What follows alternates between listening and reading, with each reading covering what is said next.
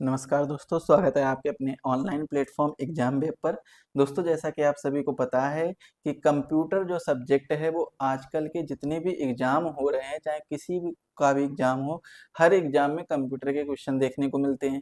या आप एसएससी की तैयारी कर रहे हो, या फिर आप यूपीएससी की प्रिपरेशन कर रहे हो, यूपीएससी ईपीएफओ की प्रिपरेशन कर रहे हो, किसी भी एग्जाम की पर्टिकुलर प्रिपरेशन कर रहे हो, स्पेशली बैंक एग्जाम की प्रिपरेशन कर रहे हैं, वहाँ पर कंप्यूटर के क्वेश्चन देखने को मिलते हैं। कंप्यूटर क्वेश्चन कई बार एग्जाम में डायरेक्टली फंडामेंटल से पूछे जाते हैं। तो आज का जो हमारा सेशन है कंप्यूटर के फंडामेंटल का है, जिसमें हम कंप्यूटर के फंडामेंटल के बारे में जानेंगे। कंप्यूटर क्या होता है, कंप्यूटर की परिभाषा क्या होती है, कंप्यूटर का कार्य क्या होता है, सॉफ्टवेयर क्या होते हैं, सॉफ्टवेयर के कितने प्रकार होते हैं, हार्डवेयर क्या होता है, अपडेट और अपग्रेड क्या होता है, इन सभी चीज़ों के बारे में डिटेल से समझने का प्रयास करेंगे। तो वीडियो को अंत तक जरूर देखिएगा। और देखिएगा, जो भी साथी चैनल यानी जो हमारा यूट्यूब चैनल है उसको सब्सक्राइब नहीं किया है तो एक बार उसको जरूर सब्सक्राइब कर लीजिएगा। वहाँ पर आपको प्रैक्टिस सेशन कराए जाते हैं, बहुत सी चीज़ें आपको वहाँ पर मिल जाती हैं। टेलीग्राम चैनल को भी सब्सक्राइब कर लीजिएगा, वहाँ पर आपको बहुत सी फ्री पीडीएफ और डेली करंट अफेयर्स प्रोवाइड कराई जाती है। चलिए स्टार्ट करते हैं, कंप्यूटर के बारे में पढ़ते हैं, क्या होता है आखिर कंप्यूटर। देखिए, कंप्यूटर की अगर हम बात करें तो कंप्यूटर जो है, कंप्यूटर का कार्य क्या होता है। कंप्यूटर का कार्य होता है कि यदि हम कंप्यूटर को कोई इनपुट दे रहे हैं तो उस इनपुट को वो बहुत ही मिनी सेकेंड में, या फिर हम कह सकते हैं बहुत ही नैनो सेकेंड में प्रोसेस करेगा। उस इनपुट को क्या करेगा, प्रोसेस करेगा, या फिर हम कह सकते हैं प्रोसेसिंग करेगा। और इस प्रोसेसिंग के माध्यम से वो क्या देगा, वो हमको आउटपुट प्रोवाइड कराएगा। वो क्या प्रोवाइड कराएगा, वो कुछ ना कुछ आउटपुट प्रोवाइड कराएगा। जो भी उस चीज, उस इनपुट का जो भी रिजल्ट होगा वो देगा आउटपुट के रूप में। यानी जो भी हमने यहाँ पर इनपुट किया है, कंप्यूटर में जो भी हमने इनपुट किया है, तो कंप्यूटर क्या कर रहा है, कंप्यूटर उस चीज को प्रोसेस कर रहा है। और प्रोसेस करने के बाद में कंप्यूटर रिजल्ट प्रोवाइड करा रहा है। कंप्यूटर क्या प्रोवाइड करा रहा है, रिजल्ट प्रोवाइड करा रहा है। और उसी रिजल्ट को हम क्या बोलते हैं, उसी रिजल्ट को हम आउटपुट बोलते हैं। याद रखिएगा, आउटपुट उसे बोलते हैं। अब जो प्रोसेसिंग होती है वो कहाँ कहाँ पर होती है। प्रोसेसिंग हमें सीपीयू में देखने को मिलती है। सीपीयू के अंतर्गत हमें क्या देखने को मिलता है, कंट्रोल यूनिट देखने को मिलता है। Control unit, control unit. और क्या देखने को मिलता है, अर्थमेटिकल लॉजिकल यूनिट देखने को मिलता है। यानी अर्थमेटिकल अर्थमेटिकल लॉजिक यूनिट देखने को मिलता है। साथ में एक चीज हमें और देखने को मिलती है जो इन दोनों से रिलेटेड होती है, जिसे हम क्या बोलते हैं, मेमोरी यूनिट बोलते हैं। कंप्यूटर की भी मेमोरी यूनिट होती है ना। जैसे अगर हम बात करें एएलयू में, क्या होता है, एएलयू में जो गणितीय विधि होती है, गणितीय संक्रियाएं होती हैं, जो गणितीय इनपुट दिया जाता है, अर्थमेटिकल इनपुट दिया जाता है, वो एएलयू करता है। अब मान लो कंप्यूटर में हमने क्या कह दिया कि भाई हमारी एक पिक्चर है, उसमें हमने डाल दी, उस पिक्चर को सेव कहाँ पर किया जाएगा, उस पिक्चर को जो सेव किया जाएगा वो मेमोरी में सेव होगी ना। तो वो कौन करेगा, मेमोरी यूनिट कार्य करेगा। तो इस चीज को आप लोग याद रखेंगे। तो प्रोसेसिंग जो है वो सीपीयू के माध्यम से होती है, जिसमें control unit, arithmetic logic unit और मेमोरी यूनिट के माध्यम से होता है। अब सपोज करिए कि एग्जाम्पल से इसको समझने का प्रयास करते हैं। एग्जाम्पल क्या है, देखिए हमने एक कैलकुलेटर लिया। कैलकुलेटर भी तो एक प्रकार का कंप्यूटर ही तो है। कैलकुलेटर लिया, इस कैलकुलेटर में हमने क्या किया, इनपुट दे दिया। इस कैलकुलेटर में हमने इनपुट दे दिया। इनपुट क्या दे दिया भाई, 2 + 2 + 2 का इनपुट दे दिया। अब इसमें क्या होगा, इनपुट देने के बाद में कैलकुलेटर क्या करेगा, बहुत ही नैनो सेकेंड की प्रोसेसिंग करेगा। यहाँ पर ये प्रोसेसिंग कर लेगा कि मतलब 2 + 2 कितना होता है, कितना होता है, ऐसे मान लीजिए दो दो को जोड़ लेगा, 2 + 2 या फिर इक्वल ऐसे 6 करके आ जाएगा। प्रोसेसिंग के बाद में क्या आ जाएगा, आउटपुट हो जाएगा, आउटपुट आ जाएगा। तो प्रोसेसिंग कर ली, प्रोसेसिंग के बाद में हमें क्या मिल जाएगा, आउटपुट मिल जाएगा, यानी हमें रिजल्ट मिल जाएगा। ये क्या मिल जाएगा भाई, इसके बाद में हमें ये मिल जाएगा रिजल्ट, जिसको हम क्या बोलते हैं, इसको हम आउटपुट बोलते हैं। अंदर ही अंदर इसने इसको जोड़ा होगा, मान लेते हैं किसी प्रकार से भी जोड़ा होगा। जैसे ऐसे मान लेते हैं, पहले 2 + 2 को जोड़ दिया, 4 हो गया, +2 कर दिया, फिर 6 हो जाएगा। इस किसी भी प्रकार से किया होगा वो हमें नहीं पता, अंदर उसने बहुत ही कम समय में प्रोसेसिंग की है। बस इतना याद रखिएगा, उसने बहुत ही नैनो सेकेंड के अंदर प्रोसेसिंग की है। तो उसे हम क्या बोलते हैं, तो ऐसी चीज, ऐसी विधि को, इस चीज को हम क्या बोलते हैं, कंप्यूटर बोलते हैं। अच्छा, कंप्यूटर की जो हिंदी है वो क्या होती है, कंप्यूटर को हिंदी में हम क्या बोलते हैं, संगणक बोलते हैं। क्या बोलते हैं, संगणक बोलते हैं। कई बार जो नॉर्मल लोग होते हैं या फिर कोई भी व्यक्ति होता है वो ऐसे क्वेश्चन पूछ लेता है कि भाई क्या पढ़ रहे हो, कंप्यूटर, आपने बताया कंप्यूटर पढ़ रहे हैं, तो पूछ लेगा कंप्यूटर की हिंदी क्या होती है, या फिर कोई पूछ लेगा कंप्यूटर का फुल फॉर्म क्या होता है, ऐसे भी क्वेश्चन पूछ लेते हैं। जनरल नॉलेज के ऐसे क्वेश्चन पूछ लिए जाते हैं। हालांकि एग्जाम में बाई चांस जो है ऐसे क्वेश्चन देखने को मिलेंगे, लेकिन बहुत ही रेयर चांस है जो ऐसे क्वेश्चन देखने को मिलेंगे कि कंप्यूटर के फुल फॉर्म से क्वेश्चन देखने को मिल रहे हैं, कंप्यूटर में जो कंप्यूटर की हिंदी से क्वेश्चन पूछा जा रहा है, मतलब ऐसे रेयर से रेयर ऐसी चीजें होंगी जब क्वेश्चन देखने को मिलेगा, मतलब बहुत ही रेयर चांस होता है। तो ये चीज आप लोग याद रखेंगे। फिलहाल में हमें एक चीज समझनी होगी कि अगर हम कंप्यूटर के बारे में बात कर रहे हैं तो कंप्यूटर होता क्या है, कंप्यूटर का कार्य क्या होता है। कंप्यूटर का कार्य होता है डाटा को स्वीकार करना। कंप्यूटर का कार्य क्या होता है, डेटा को स्वीकार करना। कंप्यूटर का कार्य क्या होता है, डेटा को स्वीकार करना। इसके बाद में निर्धारित गणितीय और तार्किक संचालन को उच्च गति से करने और इन कार्यों के परिणामों को प्रदर्शित करने के लिए डिजाइन किया गया एक प्रोग्राम होता है कंप्यूटर। कंप्यूटर का मुख्यतः जो कार्य होता है वो क्या होता है, डाटा को स्वीकार करना, यानी हम जो इनपुट देते हैं उसको स्वीकार करता है, और स्वीकार करने के बाद में कुछ ना कुछ प्रोसेसिंग करता है, और प्रोसेसिंग करने के बाद में हमें ये रिजल्ट देता है, यानी परिणाम देता है। बहुत ही कम से कम समय में ये परिणाम देता है। तो ये क्या होता है, ये कंप्यूटर कहलाता है, कंप्यूटर कहा जाता है।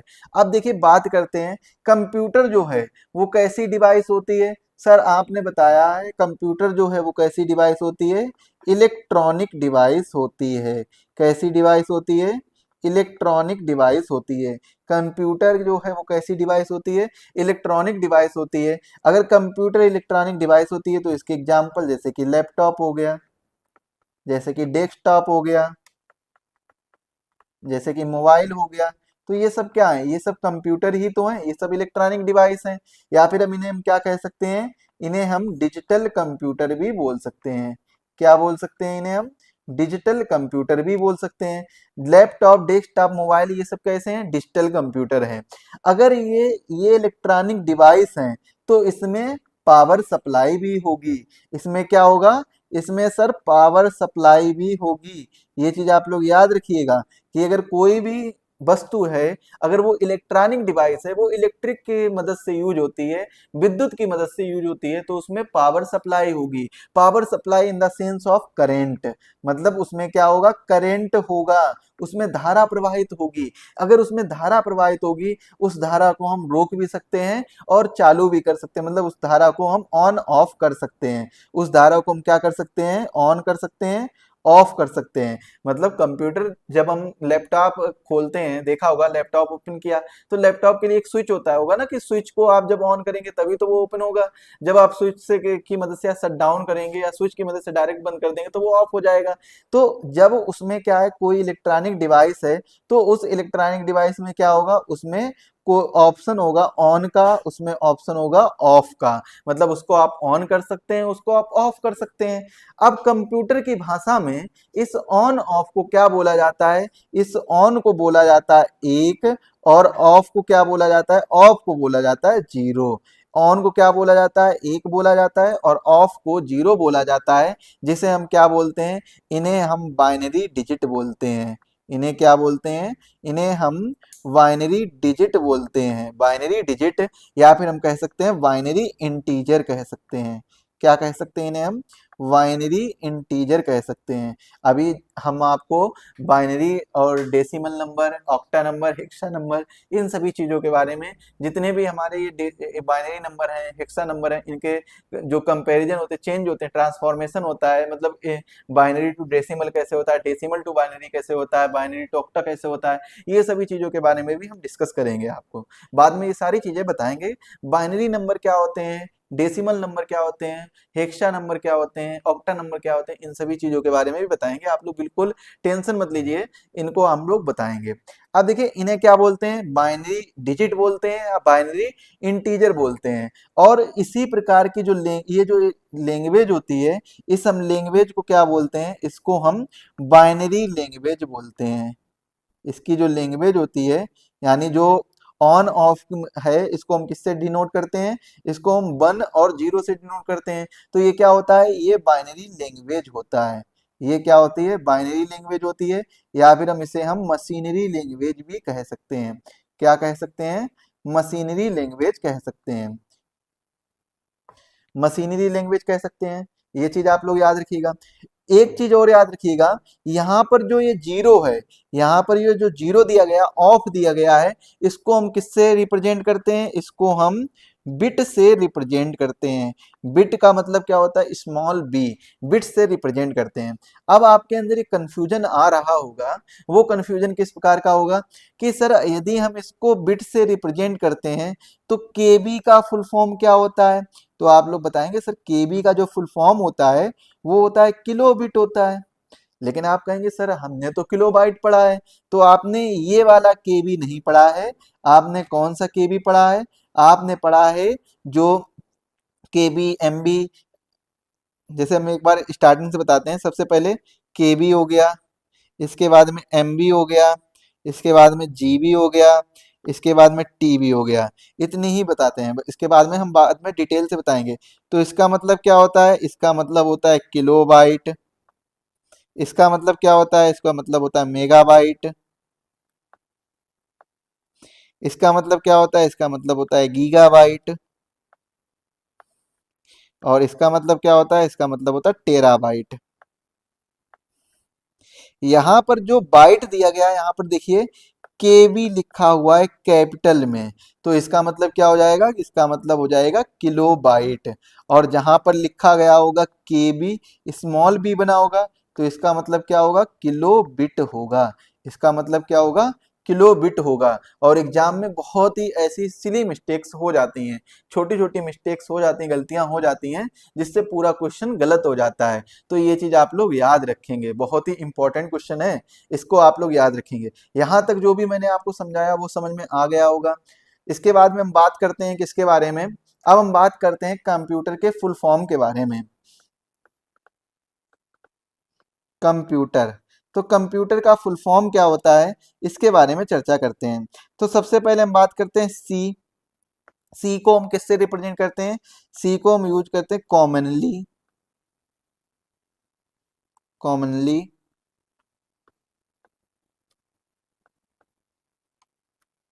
इसके बाद में ओ, ओ का मतलब क्या होगा, ओ का मतलब होगा ऑपरेटिंग। ओ के बाद में एम, एम का मतलब क्या होगा, मशीन। इसके बाद में पी,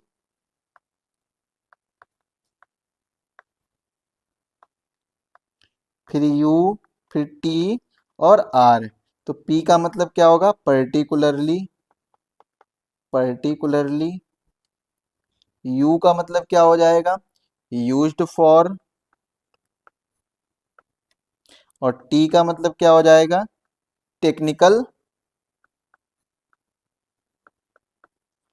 और ट्रेड। यहाँ पर टेक्निकल भी हो सकता है, ट्रेड भी हो सकता है। ई से एजुकेशन, आर से रिसर्च। यानी जो कंप्यूटर है वो किसके लिए यूज किया जाता है, टेक्निकल, ट्रेड, एजुकेशन और रिसर्च के लिए यूज किया जाता है।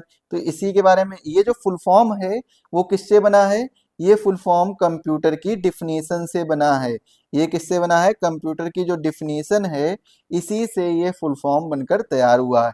कॉमनली ऑपरेटिंग मशीन, कंप्यूटर क्या होता है, कंप्यूटर जो है वो कॉमनली ऑपरेटिंग मशीन होता है, जिसको पर्टिकुलर किसके लिए यूज किया जाता है, टेक्निकल, ट्रेड या एजुकेशन या रिसर्च के लिए यूज किया जाता है। बस इतनी सी बात आपको याद रखनी है। अब यहाँ पर एक चीज आपको और याद समझना होगा, आपने डेस्कटॉप देखा होगा, कितने लोग हैं जिन्होंने डेस्कटॉप देखा होगा, डेस्कटॉप कितने लोग हैं जिन्होंने डेस्कटॉप देखा है। तो सबसे पहले हमें कोशिश करेंगे छोटा सा फिगर बनाने की। देखिए आर्ट तो मेरी अच्छी नहीं है, लेकिन फिर भी आप लोग समझने का प्रयास करिए।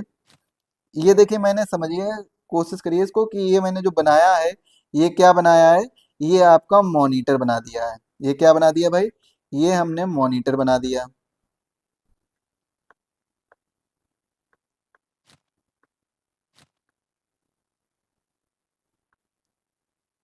ये क्या बना दिया, ये हमने, चलो इसमें लिख देते हैं, इसमें हमने ये बना दिया मॉनिटर। इसके बाद में अब हम एक यहाँ पर बना दे रहे हैं,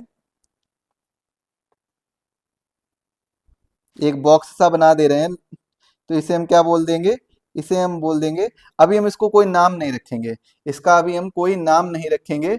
इसको वैसे तो हम, चलिए कंप्यूटर की भाषा में ही बोल देते हैं, इसको हम बोल देते हैं सिस्टम यूनिट। क्या बोलेंगे, सिस्टम यूनिट। इसके बाद में एक हम और बॉक्स बनाते हैं, इसको हम क्या बोल दे रहे हैं, इसको बोल दे रहे हैं प्रिंटर। इसके बाद में एक ऐसा कीबोर्ड टाइप का बना होता है, ऐसा जिसमें छोटी छोटी बटनें होती हैं,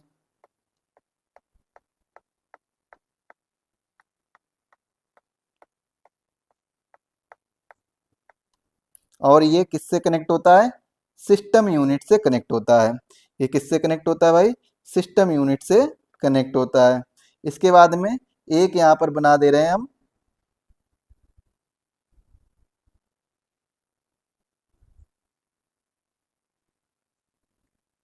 माउस। तो ये किससे कनेक्ट होता है, ये भी सिस्टम यूनिट से कनेक्ट होता है। ये क्या है, हमारा कीबोर्ड है, ये क्या है, माउस है। तो ये डेस्कटॉप तो आपने सभी से देखा होगा। अब जो ये कनेक्ट होते हैं, ये एक दूसरे से कनेक्ट होते हैं। ये जो सिस्टम यूनिट है, ये किससे कनेक्ट होता है, मॉनिटर से कनेक्ट होता है। प्रिंटर जो है वो किससे कनेक्ट होता है, सिस्टम यूनिट से कनेक्ट होता है। इस प्रकार से ये एक दूसरे से कनेक्ट होते हैं। जो भी सिस्टम यूनिट में, अब यहाँ पर एक चीज, जो चीज मैं समझाने वाला हूँ उसको ध्यान से समझिएगा। आपने ये डेस्कटॉप ऐसा देखा होगा, एक जिसमें मॉनिटर होता है, एक सिस्टम यूनिट होता है, इसको हम क्या बोलते हैं, प्यार से सीपीयू बोल देते हैं। मतलब अक्सर कर क्या होता है, सीपीयू बोल देते हैं। जो कंप्यूटर, जिन्होंने जिसको जिसको कंप्यूटर के बारे में कम नॉलेज होती है, वो इसको क्या बोल देता है, वो सीपीयू बोलता है। वैसे तो इसका नाम सीपीयू नहीं होता है, वैसे क्या होता है, वैसे इसको हम सिस्टम यूनिट बोलते हैं, ना कि सीपीयू बोलते हैं। सिस्टम यूनिट, या फिर हम कह सकते हैं इसको हम क्या बोलते हैं, कंप्यूटर टावर बोलते हैं। इसे क्या बोलते हैं भाई, कंप्यूटर टावर बोलते हैं इसको, कंप्यूटर टावर, सिस्टम यूनिट, और या फिर हम कंप्यूटर टावर बोल सकते हैं। और कर लीजिएगा। अब यहाँ पर देखिए, इस कंप्यूटर टावर के अंदर बहुत सी चीजें होती हैं। इस कंप्यूटर टावर के अंदर क्या होता है, बहुत सी चीजें होती हैं, जैसे कि आपने देखा होगा एक मदरबोर्ड होता है। क्या होता है, एक मदरबोर्ड होता है। इस मदरबोर्ड के अंदर, इस मदरबोर्ड के अंदर एक चिप लगी होती है, जिस चिप को हम क्या बोलते हैं, प्रोसेसर बोलते हैं।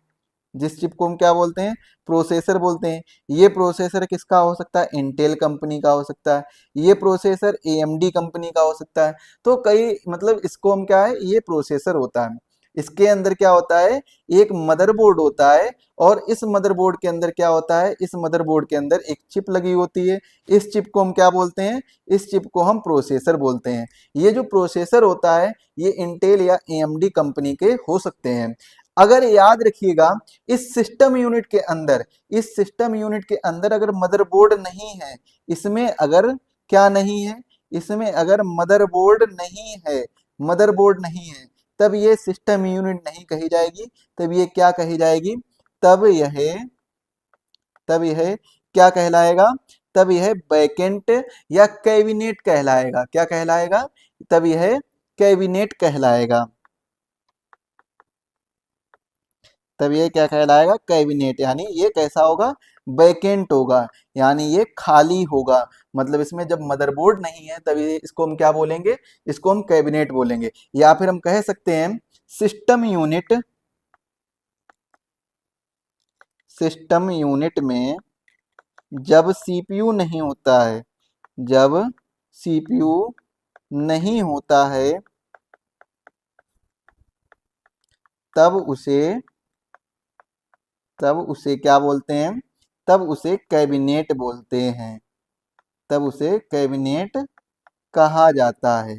तो ये चीज आप लोग याद रखिएगा, कैबिनेट कब कहा जाता है, जब सिस्टम यूनिट के अंदर सीपीयू नहीं होता है, तब उसे क्या बोलते हैं, उसे कैबिनेट बोलते हैं। बाकी कीबोर्ड तो पता ही होगा, माउस पता होगा, मतलब एक सिंपल सी चीज है, सभी ने कंप्यूटर के बारे में पढ़ा होगा या देखा होगा, इतनी सी जानकारी तो सभी के पास होगी। अब देखिए बात करते हैं, हम किसके बारे में बात करेंगे, अपडेट और अपग्रेड के बारे में बात करेंगे। किसके बारे में बात करने वाले हैं, अपडेट और अपग्रेड के बारे में। अपडेट और अपग्रेड। अच्छा, अपडेट और अपग्रेड में क्या अंतर होता है, इसके बारे में हम बात करेंगे। अपडेट और अपग्रेड में, दोनों में अंतर क्या होता है, ये बहुत ही इंपॉर्टेंट क्वेश्चन बनता है। यहाँ से क्वेश्चन भी एग्जाम में कई बार पूछे गए हैं, तो इसके बारे में जानकारी हासिल करना बहुत जरूरी है। अच्छा, एक चीज बताइए, कंप्यूटर कंप्यूटर जो होता है, कंप्यूटर के दो पार्ट होते हैं। कंप्यूटर के दो पार्ट होते हैं, कौन कौन से होता है, एक तो होता है, कंप्यूटर को हम दो पार्ट में कर सकते हैं। एक कर सकते हैं हार्डवेयर, कंप्यूटर में क्या होता है, एक हार्डवेयर होता है, और दूसरा क्या होता है, सॉफ्टवेयर होता है। दूसरा क्या होता है, सॉफ्टवेयर होता है। जैसे कि अभी आपने देखा, जो हम टच कर सकते हैं, जिसको फील कर सकते हैं, वो क्या होते हैं, हार्डवेयर होते हैं। और जिनको सिर्फ हम देख सकते हैं, जिनका हम अनुभव कर सकते हैं, मतलब इस प्रकार से अनुभव कर सकते हैं, उनको यूज कर सकते हैं, उनको हम क्या बोलते हैं, सॉफ्टवेयर बोलते हैं। अच्छा, एक चीज याद रखिए, जैसे हमारा शरीर आत्मा के बिना अधूरा है, ऐसे ही कंप्यूटर जो है वो सॉफ्टवेयर के बिना अधूरा है। सॉफ्टवेयर जैसे ऑपरेटिंग सिस्टम, इसके बिना अधूरा है। सॉफ्टवेयर जैसे एमएस वर्ड अगर एक बार ना भी हो तब भी, लेकिन क्या है, कुछ सॉफ्टवेयर ऐसे होते हैं जिनके बिना कंप्यूटर सिस्टम बिल्कुल अधूरा माना जाता है। जैसे हमारा शरीर आत्मा के बिना अधूरा है, जैसे आपने देखा भी होगा, जब किसी की डेथ हो जाती है तो उसमें आत्मा नहीं रहती है, तो वो शरीर किसी काम का नहीं रहता है। तो हमारा शरीर जिस प्रकार से आत्मा के बिना अधूरा है, उसी प्रकार से कंप्यूटर भी सॉफ्टवेयर के बिना अधूरा है। हार्डवेयर का कोई काम नहीं रहेगा अगर उसमें सॉफ्टवेयर ही नहीं होंगे। अगर सपोज करिए उसमें ऑपरेटिंग सिस्टम ही इंस्टॉल नहीं होगा, उसमें विंडो या मैक ओएस या फिर हम कह सकते हैं आईओएस नहीं इंस्टॉल होगा, तो उसका क्या काम रहेगा, कोई काम नहीं रहेगा, क्योंकि उसमें आत्मा ही नहीं है, तो उसका काम क्या होगा। खाली बॉडी देखकर ही तो हम उसको यूज नहीं कर सकते हैं, उसमें ऑपरेटिंग सिस्टम होना चाहिए, उसमें सॉफ्टवेयर होने चाहिए। सपोज करिए आपको ऐसा काम करना है, उसमें प्रोग्रामिंग करनी है, आपको उसमें क्या करना है, कंप्यूटर में प्रोग्रामिंग करनी है। सबसे पहले तो उसमें ऑपरेटिंग सिस्टम ही नहीं है, पहली बात तो। अगर सपोज करिए मान लो ऑपरेटिंग सिस्टम आ भी गया, तो प्रोग्रामिंग, जैसे पाइथन प्रोग्रामिंग करनी है, तो पाइथन प्रोग्रामिंग के लिए उसमें एनवायरनमेंट नहीं है। पाइथन प्रोग्रामिंग जहां पर आप करेंगे, पाइथन प्रोग्राम आप रन कराएंगे, उसके लिए उसका सॉफ्टवेयर नहीं है, तो वहां पर आप पाइथन प्रोग्रामिंग तो नहीं कर पाएंगे ना। तो इसीलिए क्या कहा जाता है, जिस प्रकार से शरीर आत्मा के बिना अधूरा है, उसी प्रकार से कंप्यूटर सॉफ्टवेयर के बिना अधूरा है। तो जो हार्डवेयर होता है वो क्या होता है, वो कंप्यूटर की बॉडी होता है, कंप्यूटर का शरीर होता है। और जो सॉफ्टवेयर होता है, कंप्यूटर की सॉल होता है, यानी आत्मा होता है, आत्मा होती है। सॉफ्टवेयर क्या होता है, कंप्यूटर की आत्मा होती है। ये चीज आप लोग याद रखिएगा, बहुत ही बेहतर ढंग से याद रखिएगा। और एक चीज और याद रखिएगा, जहां पर हम बात कर रहे हैं अपडेट और अपग्रेड के बारे में, अब यहाँ पर क्या बात आ रही है कि जो अपडेट होता है वो क्या होता है, वो सॉफ्टवेयर अपडेट होता है। सॉफ्टवेयर क्या होता है, सॉफ्टवेयर वही अपडेट होता है और अपग्रेड भी होता है। सॉफ्टवेयर क्या होता है, अपडेट होता है और अपग्रेड भी होता है। हार्डवेयर सिर्फ और सिर्फ अपग्रेड होता है। हार्डवेयर कैसा होता है, अपग्रेड होता है। अब हम बात करते हैं अपग्रेड का मतलब क्या होता है, मतलब अपग्रेड का मतलब क्या होता है, इसके बारे में बात करेंगे। अपग्रेड का मतलब होता है, देखिए सबसे पहले हम बात करते हैं अपडेट के बारे में। सबसे पहले हम किसके बारे में बात करते हैं, अपडेट के बारे में।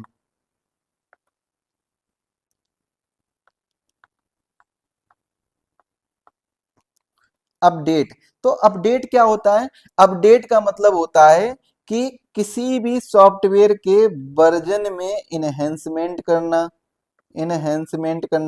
यानी वर्जन को सुधारना, उसके यूआई को सुधारना, वर्जन में इनहेंसमेंट करना, उसके प्लेटफॉर्म में इनहेंसमेंट करना, उसको सुधारना, उसमें सुधार करना, इनहेंसमेंट करना। तो ये क्या कहलाता है, ये कहलाता है अपडेट। और अपग्रेड क्या होता है, अपग्रेड, अगर हम अपग्रेड के बारे में बात करें, अपग्रेड। तो अपग्रेड क्या होता है? अपग्रेड होता है किसी भी हार्डवेयर के कॉन्फ़िगरेशन, मतलब किसी भी वस्तु को, किसी भी हार्डवेयर को लोअर लेवल से लोअर लेवल से अपर लेवल तक ले जाना, अपर लेवल तक ले जाना, वो क्या कहलाता है? वो कहलाता है अपग्रेड। इसको हम एग्जाम्पल से समझेंगे। एग्जाम्पल क्या है कि सपोज करिए पहले आप दैनिक जागरण अखबार पढ़ते थे। कौन सा अखबार पढ़ते थे? दैनिक जागरण न्यूज़पेपर पढ़ते थे।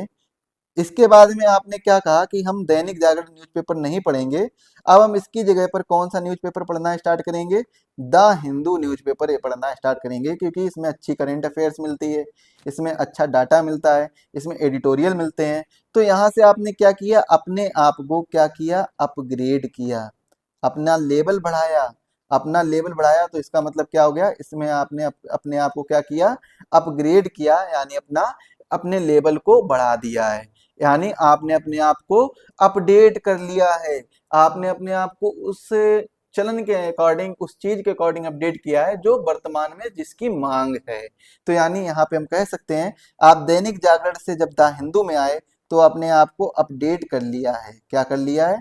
अपडेट कर लिया है। और आपने अपना लेवल बढ़ाया तो इसका मतलब क्या हो गया? आपने अपने आप को अपग्रेड कर लिया है। जब किसी भी सॉफ्टवेयर का लेवल बढ़ाया जाता है तो उसे हम क्या बोलते हैं? अपग्रेड बोलते हैं। जब किसी हार्डवेयर का जब किसी हार्डवेयर को हम क्या करते हैं? उसमें और सुधार लाते हैं। जैसे कि आपने देखा होगा पहले क्या है, कैबिनेट, जो खाली कैबिनेट है वो बहुत बड़ा एक टावर सा होता था, मतलब एक बड़ा होता था, काफी भारी होता था। अब क्या हो गया? अब एक बहुत छोटे रूप में, इतने इतने छोटे छोटे रूप में क्या आने लगे? वो टावर आने लगे। ऐसे छोटे से आने लगे ना, मतलब पतले से लंबे लंबे आने लगे। तो ये क्या है? अपने आप को अपग्रेड ही तो किया है इन्होंने। कि कुछ समय ऐसा आएगा कि बिल्कुल छोटी सी जगह में, देखा होगा कि आपने पहले बहुत बड़े बड़े एक एक कमरे में सिस्टम बनते थे, अब क्या है? आपने देखा होगा कि लैपटॉप बना दिया, मोबाइल बना दिया, जिनको आप हाथ में लेकर घूम रहे हैं। तो ये सब क्या है? ये सब अपग्रेडेशन तो ही तो है। मतलब इसने अपना लेवल बढ़ाया है। जिसने लेवल बढ़ाया, जो हार्डवेयर में सुधार आया है, लेवल बढ़ाया है, तो वो क्या है? अपग्रेडेशन कहलाता है, अपग्रेड कहलाता है। जब वही चीजें बेकार हो जाती, नीचे के तौर पर नीचे लेवल में जाती, तो उसे हम क्या बोलते हैं? डाउनग्रेड बोलते हैं। जैसे यहाँ पर आप पहले द हिंदू पढ़ रहे थे, आप द हिंदू छोड़ के दैनिक जागरण पढ़ने लगे, तो आप क्या हो गए? डाउनग्रेड हो गए। आप अपग्रेड होने की बजाय डाउनग्रेड हो गए, मतलब और लेवल अपने नीचे कर लिया है। पहले लेवल क्या था आपका? सही था, इसके बाद में आपने नीचे कर लिया है लेवल, तो इसे हम क्या बोलते हैं? इसे हम डाउनग्रेड बोलते हैं। तो ये चीजें आपको समझ में आ गई होंगी। अपडेट, अपग्रेड क्या होता है, ये सारी चीजें आपको समझ में आ गई होंगी। इसके बाद में हमने हार्डवेयर के बारे में बताया आपको। अब जैसे हार्डवेयर के बारे में भी बताया था आपको ना, तो हार्डवेयर, एक बात बताइए, हार्डवेयर में सबसे पहले मेमोरी के तौर पर आपने देखा होगा कि 2 GB मेमोरी आ रही है। इसके बाद में आपने धीरे धीरे देखा इसने क्या किया? अपने आप को अपग्रेड किया, मेमोरी ने अपने आप को अपग्रेड किया, और कितनी ला दी? 4 GB ला दी। इसके बाद में फिर से अपग्रेड किया, फिर 8 GB ला दी, 8 GB, फिर अपग्रेड किया 16 GB, उसके बाद में फिर अपडेट किया 32 GB, और इसके बाद में फिर अपडेट किया 64, फिर इसके बाद में 128, फिर 256, फिर 512, फिर 1024। तो इस प्रकार से ऐसे अपग्रेड करता रहा अपने आप को। तो 2 GB से देखिए कहाँ तक पहुंच गया, अपग्रेड करते करते अपने आप को। हार्डवेयर अपग्रेड होता रहा, मतलब उसमें उसके लेवल बढ़ते रहे, उसमें सुधार होता गया। अब जैसे पहले क्या चलता था? पहले HDD चलता था। एच डी डी का मतलब क्या होता है? Hard disk drive. पहले क्या चलता था? स्टोरेज के लिए हार्ड डिस्क ड्राइव चलता था। ये मतलब बहुत ही स्लो वर्क करता है, मतलब स्लो वर्क करता है। आज क्या है? वर्तमान समय में SSD चलता है। वर्तमान समय में क्या चलता है? SSD चलता है, जिसे हम क्या बोलते हैं? Solid state drive. Solid state drive. तो आज के समय में क्या देखने को मिलता है? सॉलिड स्टेट ड्राइव देखने को मिलता है। ये तो हमारा क्या हो गया? रोम के बारे में बात हो गई। तो रोम में किस प्रकार से अपग्रेडेशन? रोम भी तो क्या है? हार्डवेयर ही तो है ना। जब आप सिस्टम या कंप्यूटर या लैपटॉप कभी ओपन करेंगे, मतलब उसको पूरा खोलेंगे, ओपन करने का मतलब वैसे ऑन ऑफ नहीं, मतलब पूरा ओपन कर देंगे, खोल देंगे, स्क्रू ढीले करके उसको खोल देंगे, तो उसमें क्या है? रोम, रैम वगैरह ये सब देखने को मिलती है। अब रैम के बारे में बात करें, पहले आपको रैम देखा होगा कि 1 GB 2 GB 3 GB 4 GB या 8 GB देखने को मिलती, आजकल तो देखिए 16 GB देखने को मिल रही है, 32 GB रैम देखने को मिल रही है। ये सब क्या अपग्रेड ही तो किया जा रहा है कंटिन्यूअसली अपने आप को, मतलब हार्डवेयर अपने आप को अपग्रेड कर रहा है। उससे भी बड़ी बात ये है कि पहले जो रैम का टाइप आता था वो आता था DDR4, आज के समय में देखा होगा कि DDR5 तक आने लगा है।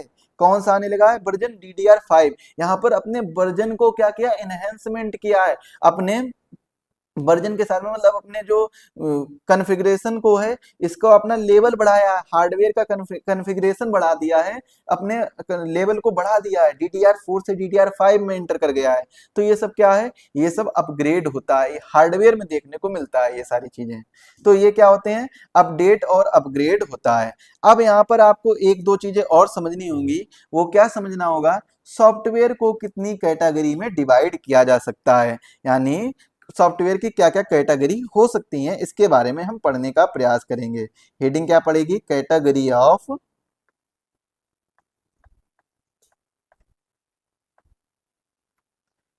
Of software. सॉफ्टवेयर की कौन कौन सी कैटेगरी हो सकती हैं उसके बारे में देखिएगा। देखिए, सॉफ्टवेयर की वैसे तो बहुत कैटेगरी होती हैं, लेकिन यहाँ पर जो मुख्यतः कैटेगरी होती हैं उनके बारे में हम देखेंगे। जिसमें सबसे पहली कैटेगरी कौन सी आती है? कुछ ऐसे सॉफ्टवेयर होते हैं, देखिए इनको जो सॉफ्टवेयर को कैटेगराइज किया गया है वो किस प्रकार से किया गया है? सॉफ्टवेयर की रिक्वायरमेंट के हिसाब से, रिक्वायरमेंट के हिसाब से कैटेगराइज किया गया है। जैसे कि कुछ सॉफ्टवेयर ऐसे होते हैं जो बिल्कुल फ्री होते हैं। आपने देखा वो कुछ सॉफ्टवेयर कैसे होते हैं? कुछ सॉफ्टवेयर ऐसे होते हैं जो बिल्कुल फ्री होते हैं, कुछ सॉफ्टवेयर ऐसे होते हैं जो पेड होते हैं, कुछ सॉफ्टवेयर ऐसे होते हैं कि कुछ टाइम के लिए तो फ्री हैं, उसके बाद में उनको यूज करने के लिए पेमेंट करना पड़ता है, मतलब पे करना पड़ता है। तो ये कैसे होते हैं? और कुछ सॉफ्टवेयर ऐसे होते हैं जो फ्री के साथ साथ में कैसे होते हैं? पेड होते हैं। मतलब कुछ फीचर्स जो हैं फ्री में अवेलेबल हैं, लेकिन कुछ एडवांस फीचर जो हैं वो किस में अवेलेबल है? पेड वर्जन में अवेलेबल है। तो इन्हें हम क्या बोलते हैं? फ्रीमियम बोलते हैं। तो हम इन्हीं के बारे में पढ़ेंगे। कुछ कुछ सॉफ्टवेयर कैसे होते हैं जिनको हमें यूज करने के लिए उनका लाइसेंस वगैरह या फिर उनको परचेज करना पड़ता है, तो उनको हम लाइसेंस वेयर बोलते हैं। तो इन्हीं सब चीजों के बारे में हम पढ़ने का प्रयास करेंगे। तो सबसे पहला जो सॉफ्टवेयर है जिसके बारे में हम पढ़ेंगे, वो पढ़ेंगे पहली कैटेगरी सॉफ्टवेयर की, वो कौन सी होती है? फ्रीवेयर कैटेगरी होती है, फ्रीवेयर। तो फ्रीवेयर जैसा कि नाम में पता चल रहा है, ऐसे सॉफ्टवेयर जो बिल्कुल यानी लाइफ टाइम के लिए फ्री होते हैं। कैसे होते हैं? लाइफ टाइम के लिए फ्री होते हैं, free of life time, free of life time. जो लाइफ टाइम के लिए फ्री होते हैं, साथ ही साथ में इनमें जो अपडेट होती हैं, जो नई अपडेट आ रही हैं, जो अपग्रेड हो रहा है, अपग्रेडेशन आ रही हैं, वो भी इसके साथ में फ्री होती हैं। वो भी क्या होती हैं? फ्री होती हैं। मतलब अगर हम बात करें अपडेट की, क्योंकि सॉफ्टवेयर अपडेट भी होता है, अपग्रेड भी होता है, तो ये भी क्या है? ये भी ये also free, update and upgrade also free. तो ये कौन से सॉफ्टवेयर कहलाते हैं? ये फ्रीवेयर सॉफ्टवेयर कहलाते हैं।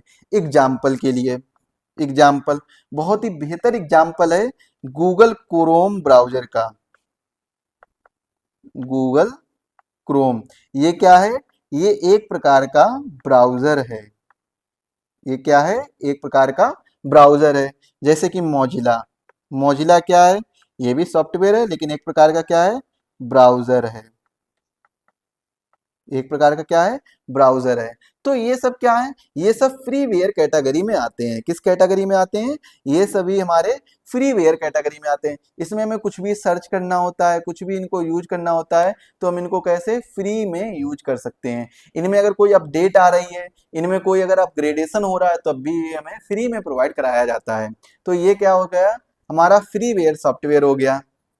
इसके बाद में हम बात करते हैं लाइसेंस वेयर सॉफ्टवेयर की। दूसरा नंबर कौन सा आएगा? पहला नंबर तो हो गया फ्रीवेयर, दूसरा नंबर कौन सा होगा? Licenseware, licenseware. तो लाइसेंस वेयर के बारे में अगर हम बात करें, लाइसेंस वेयर, देखिए लाइसेंस वेयर कौन से सॉफ्टवेयर होते हैं? ऐसे सॉफ्टवेयर जिनको हम परचेज करने के बाद ही यूज कर सकते हैं। तो ऐसे सॉफ्टवेयर भी तो कुछ होते हैं जिनको हम परचेज करने के बाद ही यूज कर सकते हैं, यूज आफ्टर परचेज। पहले परचेज करिए, उसके बाद में यूज करिए। तो उन्हें हम क्या बोलते हैं? उन्हें हम लाइसेंस वेयर बोलते हैं। एग्जाम्पल इसका बहुत ही बेहतरीन एग्जाम्पल है इसका एग्जाम्पल क्या है? एग्जाम्पल है ऑपरेटिंग सिस्टम।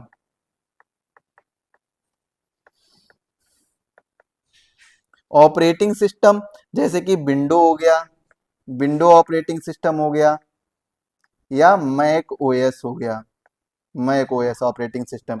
तो ये सभी जो ऑपरेटिंग सिस्टम होते हैं ये कैसे यूज होते हैं? Use after purchase. अब आप सोच रहे होंगे जिनके पास भी लैपटॉप होगा कि सर मुझे तो लैपटॉप इसके साथ में ही ऑपरेटिंग सिस्टम मिल गया, तो उसका भी आपसे पेमेंट लिया गया होगा। और जिनको साथ में नहीं मिला तो आप ये भी सोच रहे होंगे कि हमने क्या किया भाई, जगह दो तीन वेबसाइट से डाउनलोड कर लिया, विंडो की जो फाइल है, आईएसओ फाइल है, वो डाउनलोड करके और खुद से उसको कन्वर्ट करके उसको हमने विंडो अपने में डाल लिया। तो वो कैसी फाइल होती हैं? वो सभी पायरेटेड फाइल होती हैं, जो फ्री में यूज की जाती हैं, जिनकी कोई लाइसेंस की नहीं होती है।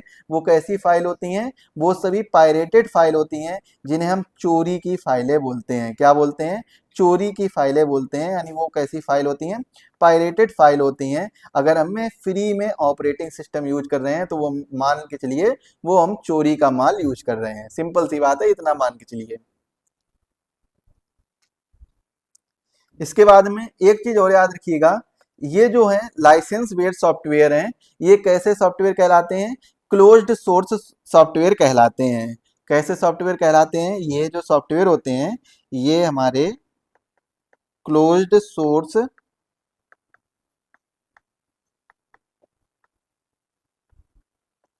सॉफ्टवेयर कहलाते हैं। क्लोज्ड सोर्स सॉफ्टवेयर मतलब जहां पर केवल एक बार जो भी प्रोग्राम हो गया, एक बार जो भी उसमें कोड चल गया, बस उसके बाद में उसमें कोई भी परिवर्तन नहीं किया जा सकता है। तो ये कैसे सॉफ्टवेयर हो जाते हैं? क्लोज्ड सोर्स सॉफ्टवेयर हो जाते हैं। और ओपन सोर्स सॉफ्टवेयर कौन से होते हैं? जिनमें हम जब मन चाहे तब परिवर्तन कर लें। जैसे एंड्रॉइड, एंड्रॉइड में देखा होगा जब मन चाहे जैसा मन चाहे वैसा परिवर्तन कर लेते हैं, जो मन चाहे वो ऐप इंस्टॉल कर लेते हैं। इससे मतलब ये सब क्या हो जाते हैं? ओपन सोर्स सॉफ्टवेयर हो जाते हैं। जैसे कि बहुत से ऐसे सॉफ्टवेयर होते हैं जो ओपन सोर्स होते हैं, जैसे कि एक विकिपीडिया वेबसाइट है, वो भी आपने देखा होगा, इसका सॉफ्टवेयर भी आता है। तो ये इसमें जो मन चाहे वो अपना अकाउंट बनाकर इसमें अपने ब्लॉग वगैरह डाल सकता है, अपना डाटा दे सकता है, अपने नॉलेज को शेयर कर सकता है, मतलब एडिट कर सकता है, अपने हिसाब से एडिट कर सकता है। तो इसे हम क्या बोलते हैं? ओपन सोर्स सॉफ्टवेयर बोलते हैं। हालांकि इसके बारे में भी हम चर्चा करेंगे। लाइसेंस बेयर के बाद में जो तीसरा नंबर आता है वो क्या आ जाता है? वो आता है शेयर बेयर। तीसरा नंबर किसका आता है? तीसरा नंबर आता है शेयर बेयर का। शेयरवेयर सॉफ्टवेयर कौन से सॉफ्टवेयर होते हैं? तो शेयरवेयर सॉफ्टवेयर वो सॉफ्टवेयर होते हैं जो कुछ समय के लिए फ्री में दिए जाते हैं।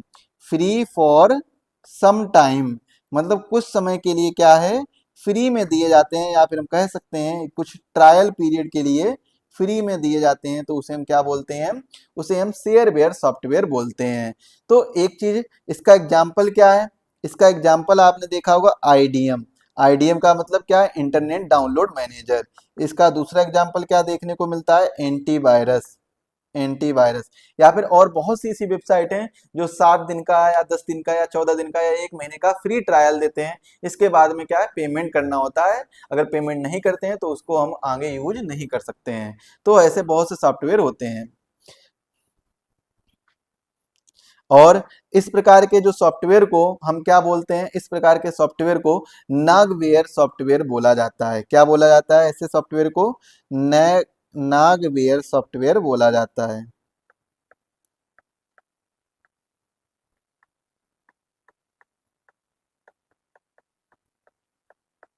नागवेयर सॉफ्टवेयर कहा जाता है। अब यहाँ पर एक चीज और देखिएगा, एक चीज दूसरी क्या देखिएगा, जितने भी अभी तक मैंने आपको 3 सॉफ्टवेयर के बारे में बताया, 3 सॉफ्टवेयर की कैटेगरी के बारे में बताया। एक तो बताया फ्रीवेयर, जो बिल्कुल फ्री होते हैं, फ्रीवेयर। एक बताया लाइसेंस वेयर, लाइसेंस वेयर। और दूसरा बताया शेयरवेयर। तो ये 3 सॉफ्टवेयर की कैटेगरी के बारे में बताया है। अच्छा एक बात बताइए, इनको हम कैसे यूज कर सकते हैं, इनको जब हम इंस्टॉल करते हैं तब एक फाइल इंस्टॉल होती है, तो वो जो फाइल होती है, जो सॉफ्टवेयर की फाइल होती है, वो कौन से उसमें इंस्टॉल होती है, उसका एक्सटेंशन क्या होता है, फाइल का एक्सटेंशन क्या होता है। जब जो सॉफ्टवेयर इंस्टॉल होते हैं, डाउनलोड होते हैं, वो किस एक्सटेंशन की फाइल में डाउनलोड होते हैं, .exe एक्सटेंशन फाइल में डाउनलोड होते हैं, जिनको हम प्यार से क्या बुलाते हैं, सेटअप फाइल बुलाते हैं, सेटअप बोलते हैं। और जो सेटअप फाइल होती है, इसी को हमें इंस्टॉल करना होता है। जब हम इसको इंस्टॉल करते हैं तब हम इसको क्या कर सकते हैं, यूज कर सकते हैं। इसको हम क्या कर सकते हैं, यूज कर सकते हैं। और इसका जो सोर्स कोड होता है, इसका जो सोर्स कोड होता है वो किसके पास होता है, सोर्स कोड वो होता है एडमिन के पास। जो भी उस सॉफ्टवेयर को बनाता है उसके पास ही उसका सोर्स कोड होता है, और वही उस सोर्स कोड में चेंजमेंट कर सकता है, बाकी और कोई चेंजमेंट नहीं कर सकता है। मतलब वो जो सोर्स कोड होता है वो किसके पास होता है, एडमिन के पास होता है। तो ये चीज भी आपको समझनी होगी, जो कि बहुत ही महत्वपूर्ण है। इसके बाद में चौथा देखिए, चौथा कौन सा है, चौथा टाइप है या चौथा कैटेगरी है, चौथी वो कौन सी है, open source software category. Open source software, open source software कौन से सॉफ्टवेयर होते हैं, ओपन सोर्स सॉफ्टवेयर वे सॉफ्टवेयर होते हैं जो सॉफ्टवेयर हमें लाइफ टाइम के लिए फ्री मिलते हैं, free for life time, free for life time. Plus इनके साथ में और क्या कर सकते हैं, हम इसके लिए फ्री होते हैं कि इसमें कोई भी चेंज कर सकते हैं। मतलब आप सभी इसके लिए फ्री होते हैं, you are free to make change, to make change, make changes या make any kind of changes, कुछ भी लिख सकते हैं। मतलब कोई भी चेंज हम कर सकते हैं, बिल्कुल फ्री हैं, इस चीज के लिए भी हम फ्री हैं कि इसमें हम कोई भी परिवर्तन भी कर सकते हैं। तो इस प्रकार के सॉफ्टवेयर को हम क्या बोलते हैं, इस प्रकार के सॉफ्टवेयर को हम ओपन सोर्स सॉफ्टवेयर बोलते हैं। जैसे कि एग्जाम्पल, एग्जाम्पल बहुत ही बेहतरीन एग्जाम्पल है, वो क्या है, लाइनेक्स, लाइनेक्स, एंड्रॉइड, बहुत ही बेहतरीन एग्जाम्पल है लाइनेक्स, एंड्रॉइड, विकिपीडिया, ईटीसी। तो ये कुछ एग्जाम्पल हैं जो ओपन सोर्स सॉफ्टवेयर के एग्जाम्पल हैं। लाइनेक्स में भी हम चेंज कर सकते हैं कुछ ना कुछ, एंड्रॉइड में भी चेंज कर सकते हैं, विकिपीडिया में भी चेंज कर सकते हैं। लाइनेक्स, एंड्रॉइड, विकिपीडिया, इनमें सभी में हम चेंज कर सकते हैं। तो ये चीजें, या फिर हम क्या कह सकते हैं, जो विकिपीडिया होती है वो देखा होगा ना आपने, एडिटेबल होता है, उसमें कुछ भी हम एडिट भी कर सकते हैं, तो एडिटेबल भी होती है। तो ये चीज भी आप लोग याद रखिएगा, लाइनेक्स, एंड्रॉइड और विकिपीडिया, इनमें सभी में हम क्या कर सकते हैं, चेंज कर सकते हैं। या फिर हम ये कह सकते हैं, क्या कह सकते हैं, ऐसे सॉफ्टवेयर, और क्या कह सकते हैं, सॉफ्टवेयर, यहां पर आप लोग नोट बना के लिख लीजिए, software don't have, don't have any copyright,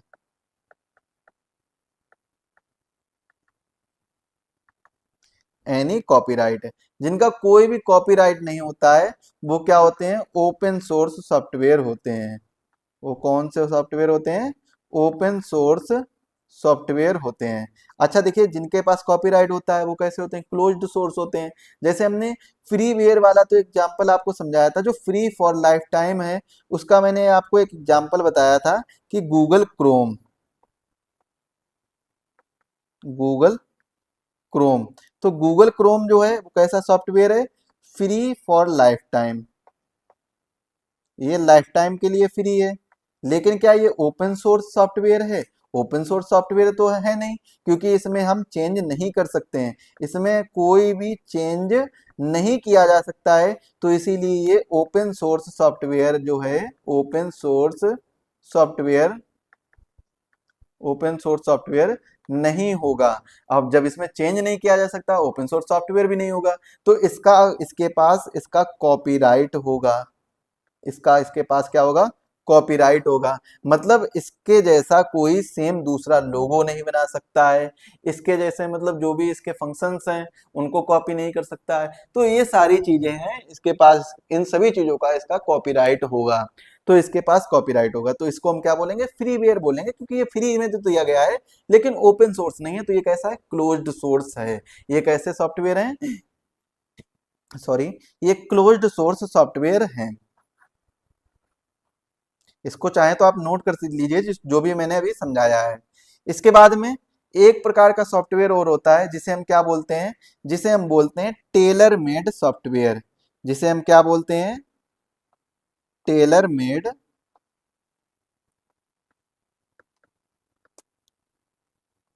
tailor made software. Tailor made software कौन से होते हैं, जो बहुत से यूजर्स की रिक्वायरमेंट को देखते हुए डेवलप किए जाते हैं। जैसे कि सपोज करिए एक क्लास है, एक क्लास में क्या है, क्लास में एक ही साइज के लोग, मतलब अगर एक सिंपल सी क्लास है, क्लास 5th के बच्चे हैं, तो ज्यादातर क्या होगा इसमें, जो एक एज ग्रुप होगा वो लगभग 10 से 12 साल के बीच का एज ग्रुप होगा। तो इन 10 से 12 साल के एज ग्रुप के बच्चों की जो साइज, हाइट और जो इनका वजन होगा लगभग लगभग समान होता है सभी का। तो सपोज करिए इन सभी क्लास के बच्चों के लिए एक मीडियम साइज की शर्ट बनवानी है। तो मीडियम साइज की शर्ट बनवाई जाएगी, तो जितने भी बच्चे होंगे उतनी मीडियम साइज की शर्ट बनवा दी जाएगी। मतलब इस क्लास की रिक्वायरमेंट के हिसाब से यहाँ पर क्या है, इस शर्ट को बनवाया गया है। मतलब जितनी भी शर्ट है, जितने भी बच्चे हैं उतनी शर्ट को बनवाया गया है।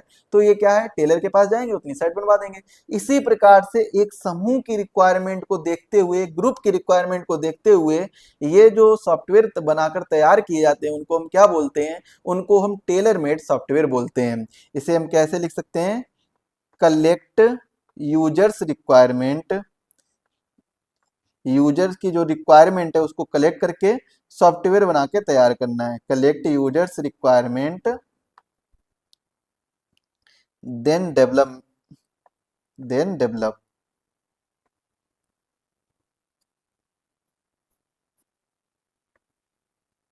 डेवलपमेंट स्टार्ट्स, ऐसे लिख सकते हैं यहाँ। तो मतलब क्या है, अगर आप किसी के पास, किसी टेलर के पास जाएंगे एक शर्ट बनवाने के लिए, क्या बनवाने के लिए जाएंगे, शर्ट बनवाने के लिए जाएंगे, तो आप उस शर्ट का, अपनी शर्ट का साइज बताएंगे, अपनी हाइट बताएंगे कि कितनी हाइट रखनी है, उसके स्लीव्स बताएंगे कि स्लीव्स कैसी रखनी है।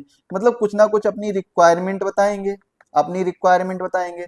और जब आप अपनी रिक्वायरमेंट बताएंगे तो टेलर क्या करेगा, आपकी रिक्वायरमेंट को नोट करेगा, आपकी रिक्वायरमेंट को नोट करेगा। उसके बाद में ही तो सेट बनाने का काम स्टार्ट करेगा ना। पहले आपकी रिक्वायरमेंट नोट करेगा, उसके बाद में ही तो सेट बना पाएगा, क्योंकि अगर रिक्वायरमेंट ही नहीं नोट कर पाएगा तो सेट भी नहीं बना पाएगा।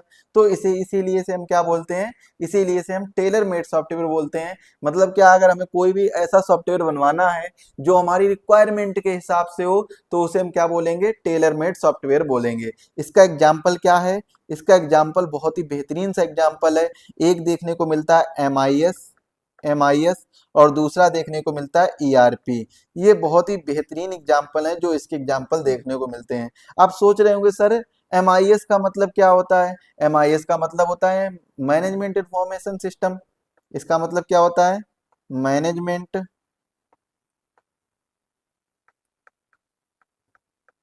Information system.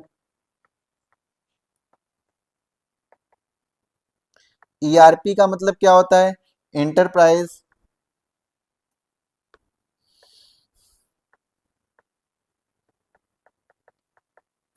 रिसोर्स प्लानिंग,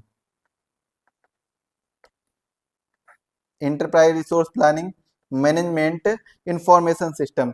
तो ये कुछ सॉफ्टवेयर हैं जो टेलर मेड सॉफ्टवेयर हैं, जो यूजर्स की रिक्वायरमेंट के हिसाब से बनाए गए हैं। जो भी यूजर्स ने रिक्वायरमेंट दी है उसी के हिसाब से ये बनाए गए हैं, डेवलपमेंट किया गया है, इनको डिजाइन किया गया है, डेवलपमेंट किया गया है, फिर इसके बाद में से एनालाइज करके इम्प्लीमेंट किया गया है, इम्प्लीमेंट किया गया, फिर एनालाइज किया गया है, एनालाइज किया गया, फिर डिजाइन किया गया, डिजाइन करने के बाद में से डेवलपमेंट किया गया, फिर इसके बाद में से इम्प्लीमेंट किया गया है। तो ये क्या है, यूजर्स की रिक्वायरमेंट के हिसाब से है। इसके बाद में एक सॉफ्टवेयर की कैटेगरी और आती है। वो कैसी कैटेगरी होती है, वो कैटेगरी होती है प्रीमियम कैटेगरी। वो किस प्रकार की कैटेगरी होती है, फ्रीमियम कैटेगरी होती है। फ्रीमियम सॉफ्टवेयर, फ्रीमियम सॉफ्टवेयर कैसे होते हैं? जो फ्रीवेयर और प्रीमियम दोनों से मिलकर बने होते हैं। फ्रीवेयर और प्रीमियम से मिलकर बने होते हैं। मतलब कुछ समय के लिए क्या है ये, मतलब कुछ जो चीजें हैं, कुछ चीजें क्या हैं, कुछ फीचर्स जो हैं, फीचर्स क्या हैं वो, कुछ फीचर्स कैसे हैं, फ्री में हैं, और कुछ फीचर्स कैसे हैं, पेड हैं। अगर हम बात करें फीचर्स में, सिंपल फीचर्स हैं जो, सिंपल फीचर्स वो कैसे हैं, वो फ्री में है। अगर हम बात करें एडवांस फीचर की, तो एडवांस फीचर जो है वो पेड में है। मतलब हम फ्री में भी यूज कर सकते हैं, लेकिन केवल सिंपल फीचर्स को फ्री में यूज कर सकते हैं। अगर हमें कुछ एडवांस फीचर्स यूज करने हैं तो उसके लिए हमें पेमेंट करना होगा, उसको परचेज करना होगा, तो इसे हम क्या बोलते हैं, प्रीमियम सॉफ्टवेयर बोलते हैं। वरना तो फ्री में काम हमारा चल ही रहा है। इसका बहुत ही बेहतरीन एग्जाम्पल देखने को मिलता है कोरल ड्रॉ। कौन सा एग्जाम्पल?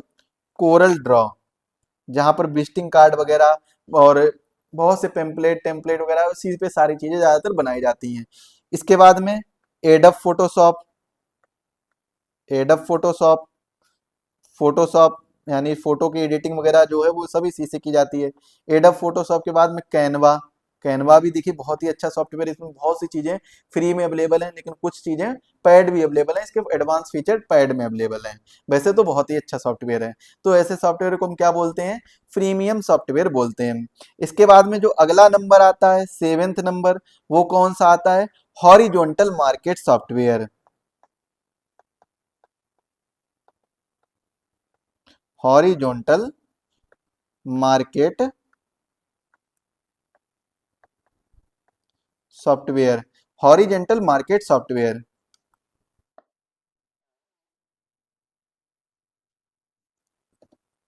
हॉरिजॉन्टल मार्केट सॉफ्टवेयर कौन से सॉफ्टवेयर होते हैं?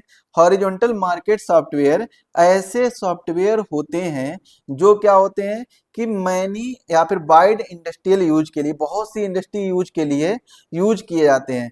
ऐसे सॉफ्टवेयर, इसको लिख लेंगे, ऐसे सॉफ्टवेयर जो विभिन्न प्रकार की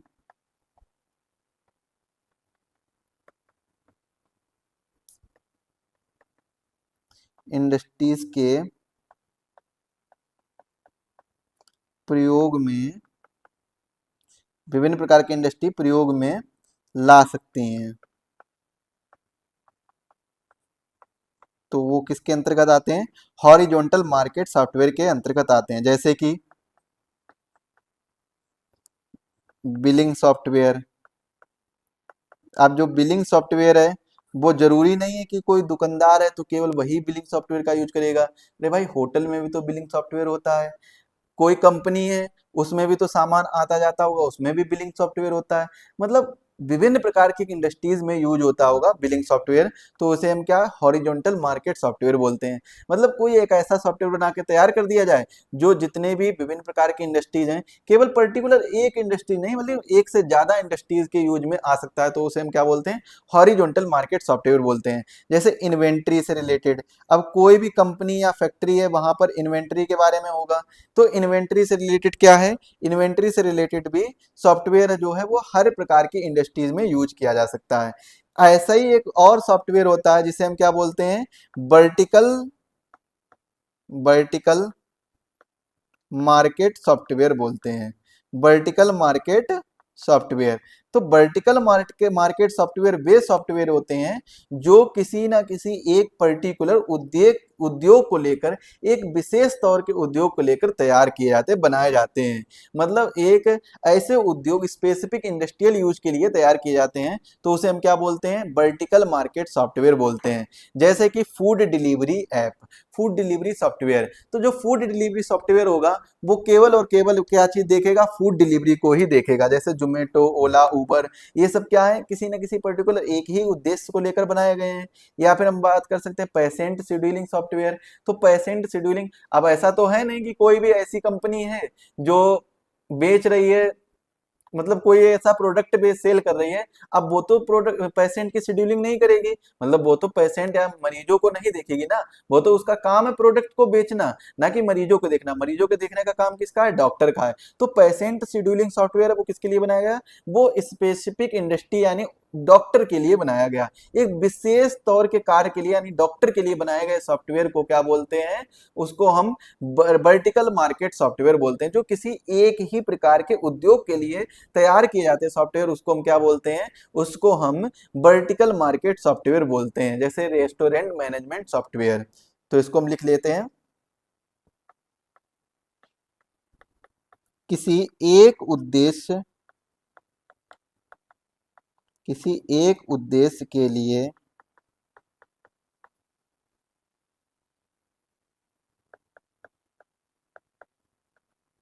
तैयार किए गए सॉफ्टवेयर।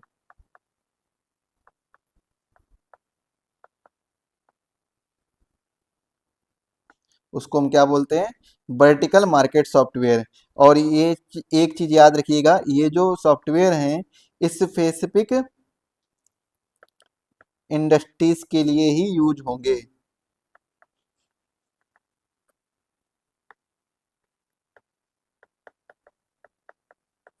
जैसे कि एग्जाम्पल,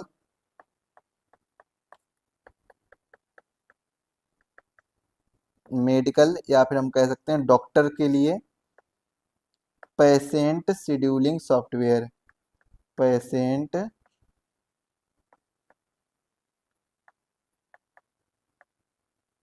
सॉफ्टवेयर, या फिर हम कह सकते हैं ओला, या हम कह सकते हैं ऊबर, या हम कह सकते हैं जोमेटो।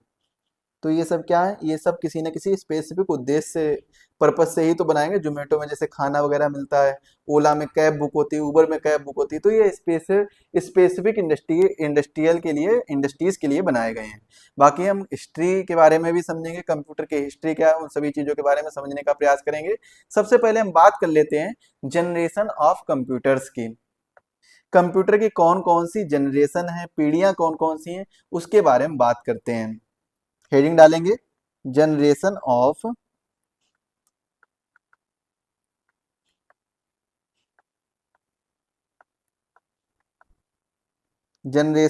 कंप्यूटर, कंप्यूटर की पीढ़ियां।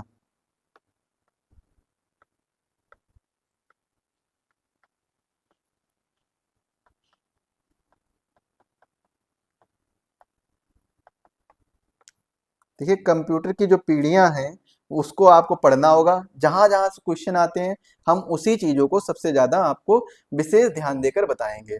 तो सबसे पहली बात है फर्स्ट जनरेशन। पहली जनरेशन कौन सी है? First generation. इसमें आपको एक चीज याद रखनी होगी, पहली पीढ़ी के अंतर्गत हमें जो ईयर देखने को मिलती है वो कौन सी ईयर देखने को मिलती है? 1945 से 1955 की ईयर के बीच में पहली जनरेशन देखने को मिलती है। इस जनरेशन के कंप्यूटर में जो सबसे ज्यादा प्रयोग किया गया था वो प्रयोग किया गया था वैक्यूम ट्यूब का, या फिर हम क्या कहते हैं? बाल्ब भी कहते हैं। क्या कहते हैं? बॉल्ब। वैक्यूम ट्यूब, हिंदी भी यही रहेगी, वैक्यूम ट्यूब या बॉल्ब का प्रयोग किया गया था। पहली जनरेशन के जो कंप्यूटर्स हुआ करते थे उसमें किसका प्रयोग किया जाता था? वैक्यूम ट्यूब और बॉल्ब का यूज किया जाता था। अब यहाँ पर क्वेश्चन ये बन सकता है, सबसे सिंपल सा अगर क्वेश्चन बनेगा तो ये बनेगा कि फर्स्ट जनरेशन कब से कब तक मानी जाती है, तो आप बताएंगे 1945 से 1955। दूसरा सिंपल क्वेश्चन ये बन सकता है वैक्यूम ट्यूब और बाल्ब का यूज किस जनरेशन के कंप्यूटर में किया गया, आप बताएंगे पहली जनरेशन के कंप्यूटर में किया गया था। अब यहाँ पर तीसरा क्वेश्चन ये बनेगा, थोड़ा सा टफ क्वेश्चन पहुंचेगा, वो ये बनेगा कि वैक्यूम ट्यूब किसके द्वारा इन्वेंट किया गया है? वैक्यूम ट्यूब की जो खोज है वो किसके द्वारा किए गई थे? इन्वेंट किसके द्वारा किया गया था? तो इन्वेंटेड बाई, वैक्यूम ट्यूब जो है वो किसके द्वारा इन्वेंट किया गया था? Invented by John Ambrose Fleming. John Ambrose Fleming. अब यहां पर केवल एक ही नाम नहीं है, दो लोग हैं। एक थे ली डी फॉरेस्ट, ली डी फॉरेस्ट। तो इन दोनों के द्वारा क्या किया गया था, वैक्यूम ट्यूब इन्वेंट किया गया था, खोजा गया था। वैक्यूम ट्यूब जो है वो किसके द्वारा खोजा गया था, जॉन एम्ब्रोस फ्लेमिंग के द्वारा और लीडी फॉरेस्ट के द्वारा वैक्यूम ट्यूब की खोज की गई थी। ये चीज आप लोग याद रखेंगे, बहुत ही इंपॉर्टेंट क्वेश्चन बनता है यहाँ से। ये जो क्वेश्चन मैंने बताया है बहुत ही इंपॉर्टेंट है, इस चीज को आप लोग याद रखेंगे। इसके बाद में अब हम बात करते हैं सेकेंड जनरेशन की। सेकेंड जनरेशन, सेकेंड जनरेशन में अब जो मैं जितना लिखा रहा हूं बस वही इंपॉर्टेंट है, इसके बाद आपको बहुत ज्यादा याद करने की जरूरत नहीं है। आप देखेंगे सेकेंड जनरेशन,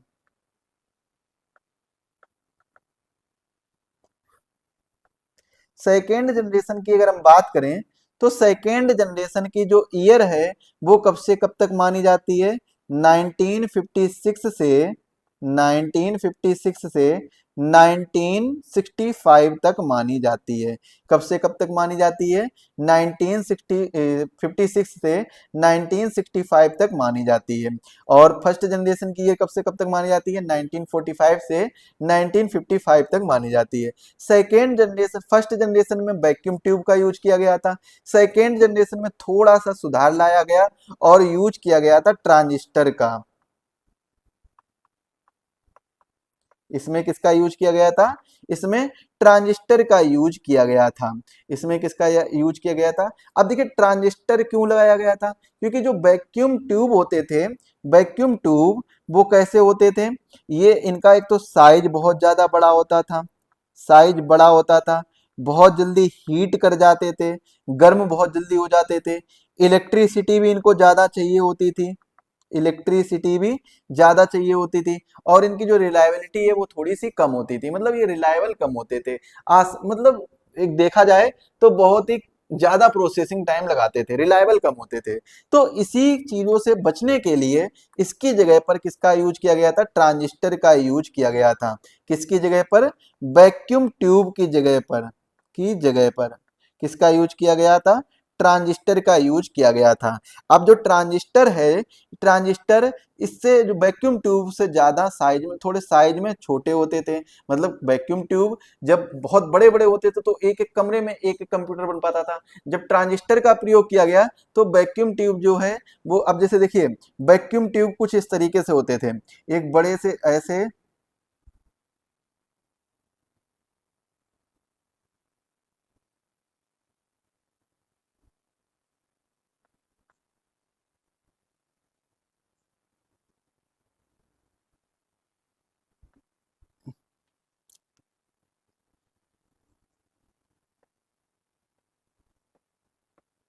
तो इस तरीके से क्या होते थे, ये वैक्यूम ट्यूब हुआ करते थे बहुत बड़े बड़े।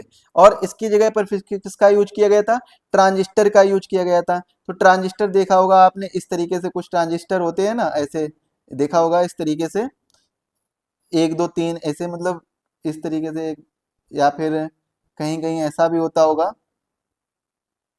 गोल गोल होते होंगे इस प्रकार से, और ऐसे ऐसे ऐसे। तो ये क्या है, ये इस प्रकार को हम क्या बोलते हैं, ब्लैक कलर के जो होते हैं, आपने देखा होगा। क्योंकि ज्यादातर तो बहुत से बच्चों ने ये देखा होगा ट्रांजिस्टर्स को। तो मैं अगली जब क्लास लूंगा तो उसमें आपको वैक्यूम ट्यूब, ट्रांजिस्टर, जो भी हमारे जितने भी इंपॉर्टेंट फिगर होंगे उन सभी को हम आपको दिखा देंगे कि कौन कौन से क्या होते हैं, ट्रांजिस्टर कौन से होते हैं, वैक्यूम ट्यूब क्या होते हैं, ये सभी हम फिगर के माध्यम से आपको दिखा देंगे।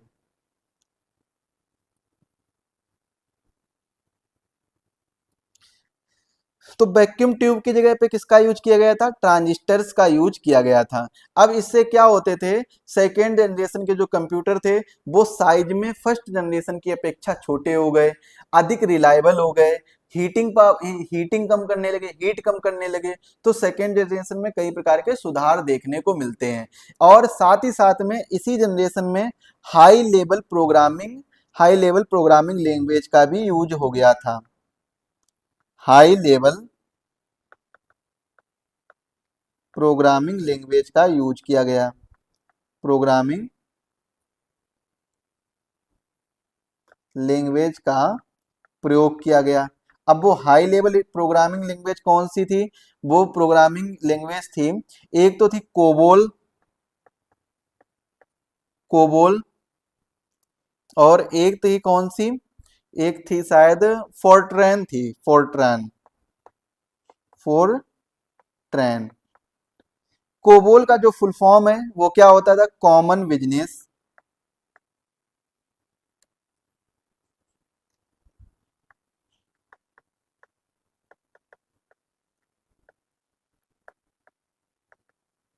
Oriental, oriented language.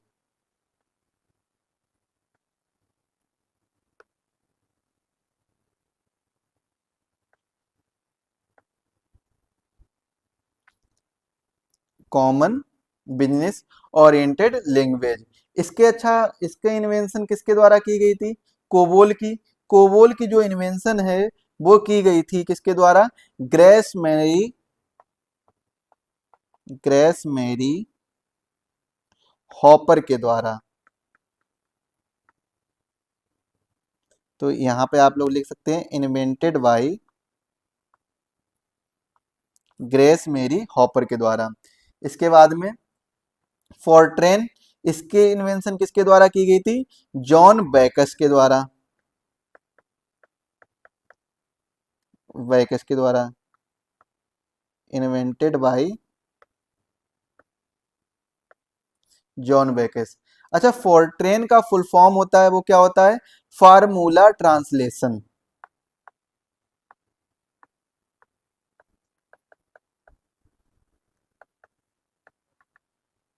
ये जो थी दोनों, वो क्या थी? High level language, high level language. उस समय में हाई लेवल लैंग्वेज थी ये। और ये किस समय? सेकेंड जनरेशन में यूज की गई थी। कब यूज की गई थी? सेकेंड जनरेशन में यूज की गई थी। और सेकेंड जनरेशन में और क्या यूज किया गया था? ट्रांजिस्टर का यूज किया गया था। यहाँ पर अब एक क्वेश्चन और रह रहा है, ट्रांजिस्टर की खोज किसके द्वारा की गई थी? यानी ट्रांजिस्टर जो है वो किसके द्वारा इन्वेंट किया गया था? तो आप बताएंगे सर ट्रांजिस्टर जो है वो 3 लोगों के द्वारा इन्वेंट किया गया था। कौन 3 लोग थे? एक तो थे जॉन बर्डीन, जॉन वर्डीन। और दूसरे व्यक्ति कौन थे? Walter Brattain, Walter Brattain. और तीसरे व्यक्ति थे विलियम शॉकली, विलियम शॉकली। तो इन 3 के द्वारा क्या किया गया था? ट्रांजिस्टर की इन्वेंशन की गई थी। Invented transistor invented by John Bardeen. इनके क्या किया गया था? इन्वें इन्वेंटेड बाय, इन्वेंटेड बाय किसके द्वारा? John Bardeen, Walter Brattain Brattain और विलियम शॉकली के द्वारा इन्वेंट किया गया था ट्रांजिस्टर। इसके बाद हम बात करते हैं थर्ड जनरेशन की। इसके बाद में हम किसकी बात करते हैं? Third generation. अब देखिए ट्रांजिस्टर के अलावा भी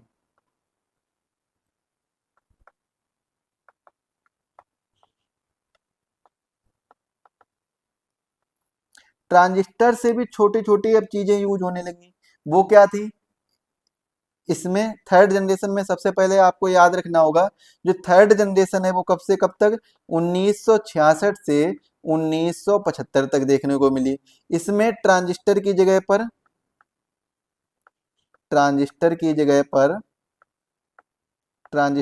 जगह पर किसका प्रयोग किया गया? आईसी का प्रयोग किया गया, आईसी का प्रयोग किया गया। अगर हम बात करें आईसी के बारे में, तो आईसी का फुल फॉर्म क्या होता है? Integrated circuit. आईसी तो देखी होगी आपने, कई बार आपने ये भी सुना होगा कि मोबाइल की आईसी चली गई है। आईसी किस प्रकार से होती है? जैसे मान लेते हैं एक ये एक बड़ी सी चिप सी होती है। अब इसमें एक चिप सी जो लगी होती है, ब्लैक कलर की इस प्रकार से चिप लगी होती है, उसमें साइड में ऐसे वायर होते हैं और ऐसे ये एक प्लेट में जमी होती है। ये ब्लैक कलर की होती है। कैसी होती है? ये ब्लैक कलर की होती है पूरी। तो इसे हम क्या बोलते हैं? इसे हम आईसी बोलते हैं। और इसमें जो तार होते हैं सिल्वर के तार से इसे कसी होती है, उसी प्लेट में कसी होती है, तो उसे हम क्या बोलते हैं? आईसी बोलते हैं। और एक चीज याद रखिएगा, जो आईसी जो होती है ये किसके बनी होती है? सिलिकॉन की बनी होती है। ये किसकी बनी होती है? सिलिकॉन की बनी होती है। आईसी जो है वो किसकी बनी होती है, सिलिकॉन की बनी होती है। अच्छा, आईसी का इन्वेंशन है वो किसके द्वारा किया गया था, आईसी किसके द्वारा खोजी गई थी, invented by Jack Smith Kilby. Jack Smith Kilby के द्वारा आईसी की खोज की गई थी, जैक स्मिथ किल्बी के द्वारा। अब ये जो थे आईसी, ये तो ट्रांजिस्टर से भी छोटे थे, तो ट्रांजिस्टर से भी छोटे होने की वजह से ये अधिक साइज कम घेरते थे और ज्यादा रिलायबल होते थे, और इनकी जो हीटिंग पावर थी वो भी कम हो गई, मतलब हीट अब ज्यादा नहीं करने लगे थे। अब कम से कम, अब जैसे मान लीजिए आप कंप्यूटर पर वर्क कर रहे हैं और हीट कर जाए बहुत ज्यादा, तो कंप्यूटर बंद करना पड़ेगा। ऐसे ही पहले होता था, जब वैक्यूम ट्यूब यूज किए गए, फिर उसके बाद वे ट्रांजिस्टर यूज किए गए, अब ट्रांजिस्टर के बाद में उससे भी छोटी चीज आईसी का यूज कर लिया गया, इंटीग्रेटेड सर्किट का यूज कर लिया गया। तो ये सब चीजें देखने को मिलती हैं थर्ड जनरेशन में। अब हम बात करते हैं फोर्थ जनरेशन की। बाकी जो भी चीजें हमारी छूट रही है ना, इनको हम क्वेश्चन के माध्यम से कवर कर लेंगे। क्वेश्चन अपलोड भी कर दिए, 200 से ज्यादा क्वेश्चन अपलोड कर दिए गए एमसीक्यूज फॉर्मेट में, जहां पर टॉपिक वाइज आपको एमसीक्यूज मिल जाएंगे।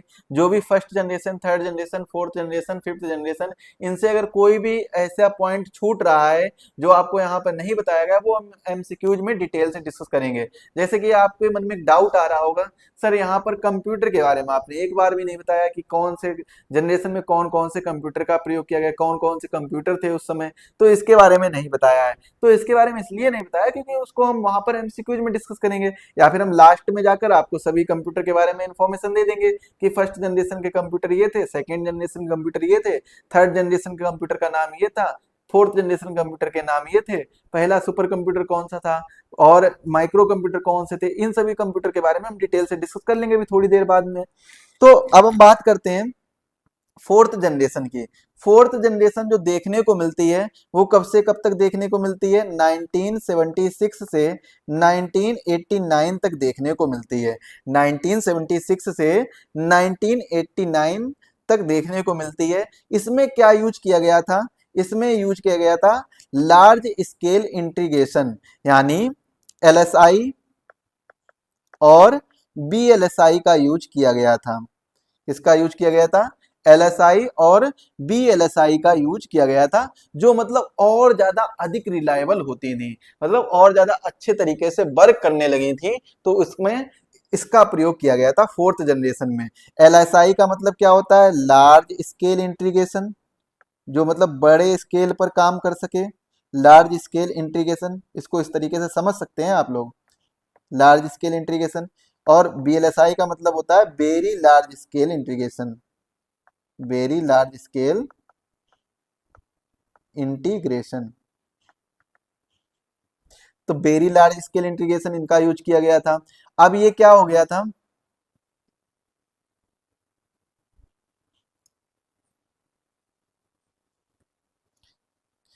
अब यहां पर देखिए 1976 से 1989 के बीच में ही 1981 में आईबीएम ने अपना पहला कंप्यूटर इंट्रोड्यूस किया था होम यूजर्स के लिए, मतलब घर के यूज के लिए पहला कंप्यूटर इंट्रोड्यूस किया था आईबीएम ने 1981 में। और 1984 में एप्पल के द्वारा मैकिन्तोश नामक एक कंप्यूटर, मतलब मैकिन्तोश यूज किया गया था। और मैकिन्तोश जो है वो मैक ओएस के जनक कहे जाते हैं, तो इसीलिए अपने नाम से ही इन्होंने होम यूजर्स के लिए मैकिन्तोश लॉन्च किया था। तो इन सभी चीजों के बारे में हम बाद में डिस्कस करेंगे डिटेल से। यहाँ पर अगर आपको लिखना है तो इतना लिख सकते हैं, 1981 में आईबीएम ने इंट्रोड्यूस किया था फर्स्ट कंप्यूटर होम यूजर्स के लिए, और 1984 ने एप्पल ने इंट्रोड्यूस किया था मैकिन्तोश को। 1981 में आईबीएम के द्वारा पहला कंप्यूटर किसके लिए, होम यूजर्स के लिए। और इसके बाद में 1984 में एप्पल के द्वारा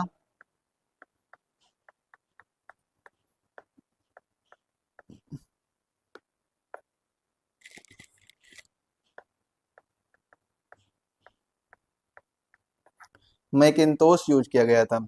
इसके बाद में हम बात करते हैं फिफ्थ जनरेशन की।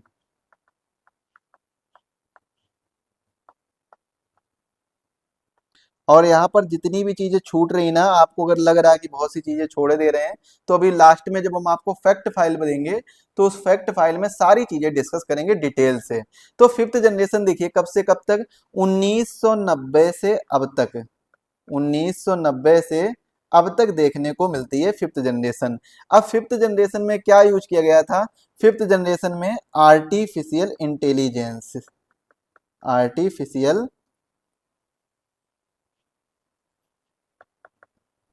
इंटेलिजेंस का यूज किया गया, रोबोटिक्स का यूज किया गया,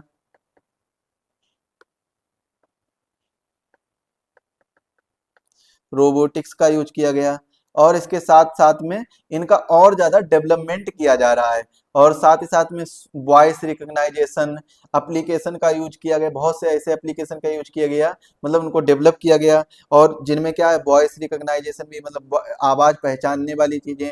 इसके बाद में ये सारी चीजें आज के समय में यूज हो रही हैं। इससे और जो प्रोसेसिंग है वो देखा होगा कि ऐसे ऐसे कंप्यूटर भी आज के समय में आ रहे हैं जिनकी प्रोसेसिंग नैनो सेकेंड से भी, मतलब बहुत ज्यादा सेकेंड से भी कम है, नैनो सेकेंड से भी कम प्रोसेसिंग देखने को मिलती है। चलिए इसके बाद में अब हम बात करते हैं कंप्यूटर के आर्किटेक्चर के बारे में, जो कि हमने सबसे पहले भी बताया था। तो ये जनरेशन आपको कंप्लीट करनी होगी।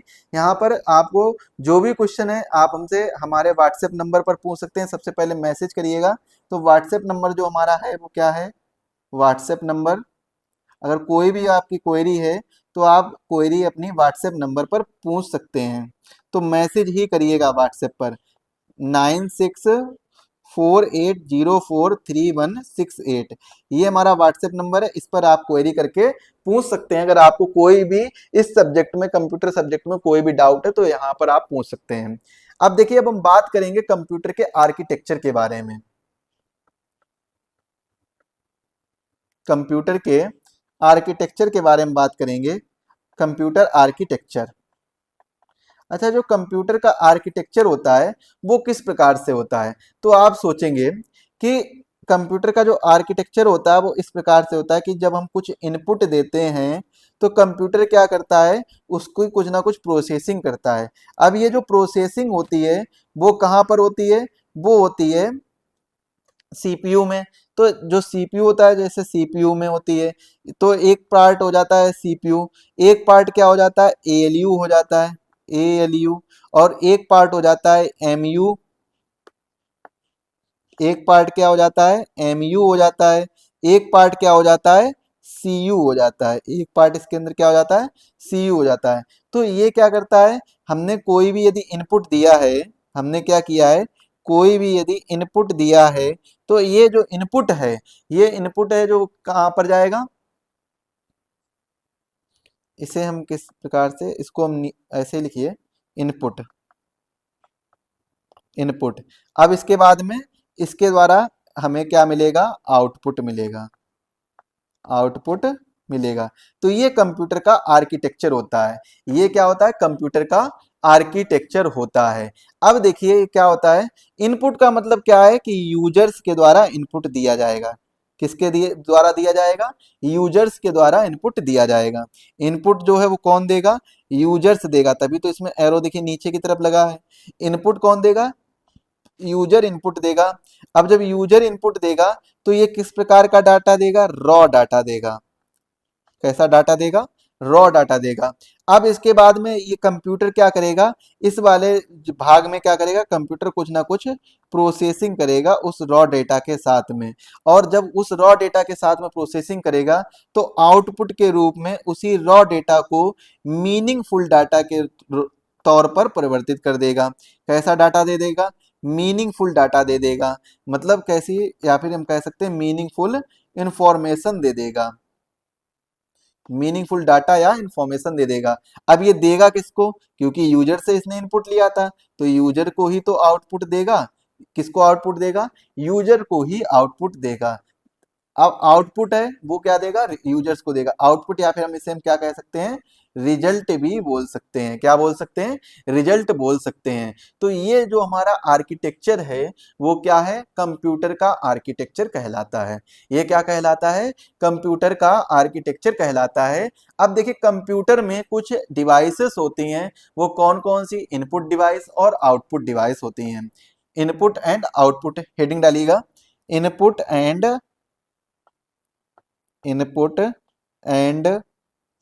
Output device of computer. Input and output device of computer. अब देखिए कुछ ऐसी डिवाइसेस होती हैं जो, सबसे पहले हम बात करते हैं इनपुट डिवाइस की। सबसे पहले हम किसके बारे में बात करेंगे? इनपुट डिवाइस के बारे में बात करेंगे।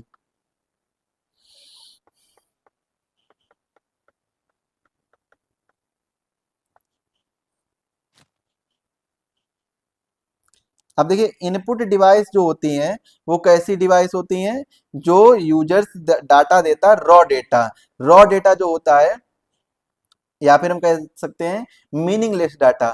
जो कंप्यूटर में मीनिंगलेस डाटा होता है या ड्रॉ डेटा होता है, वो क्या कहलाता है? वो इनपुट डिवाइस कहलाता है। वो क्या कहलाता है भाई? इनपुट डिवाइस कहलाता है। तो इसको आप हम लोग लिख सकते हैं कि इनपुट डिवाइस कौन सी होती हैं? डिवाइसेस, इनपुट डिवाइस वो डिवाइस होती हैं जो कंप्यूटर के अंदर रॉ डेटा होता है।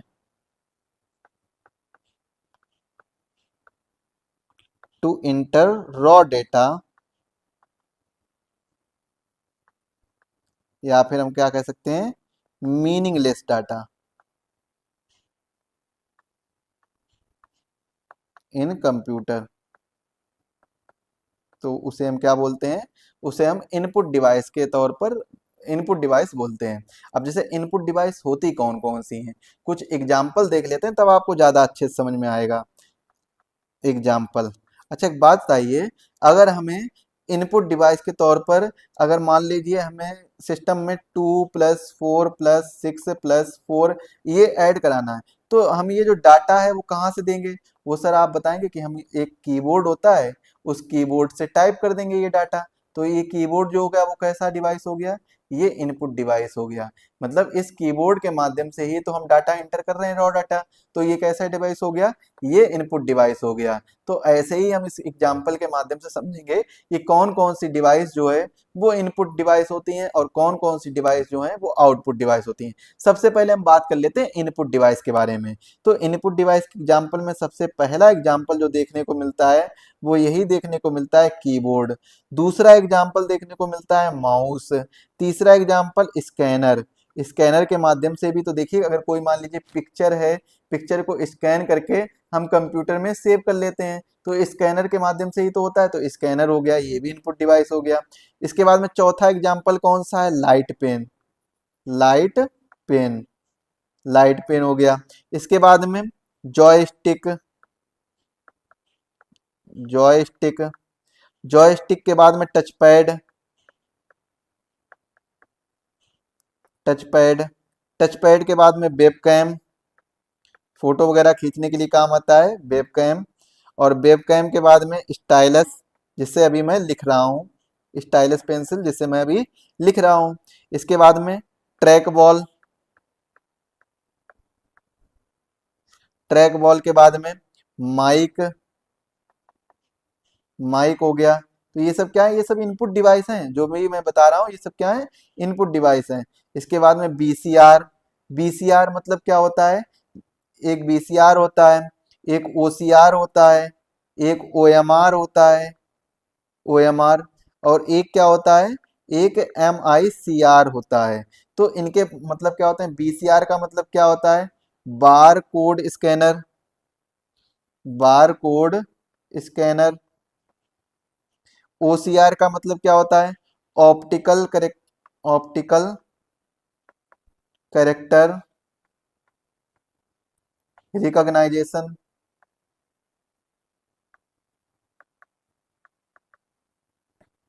ओएमआर का मतलब क्या होता है? Optical mark reader. Optical mark reader. MICR का मतलब क्या होता है? Magnetic ink magnetic ink character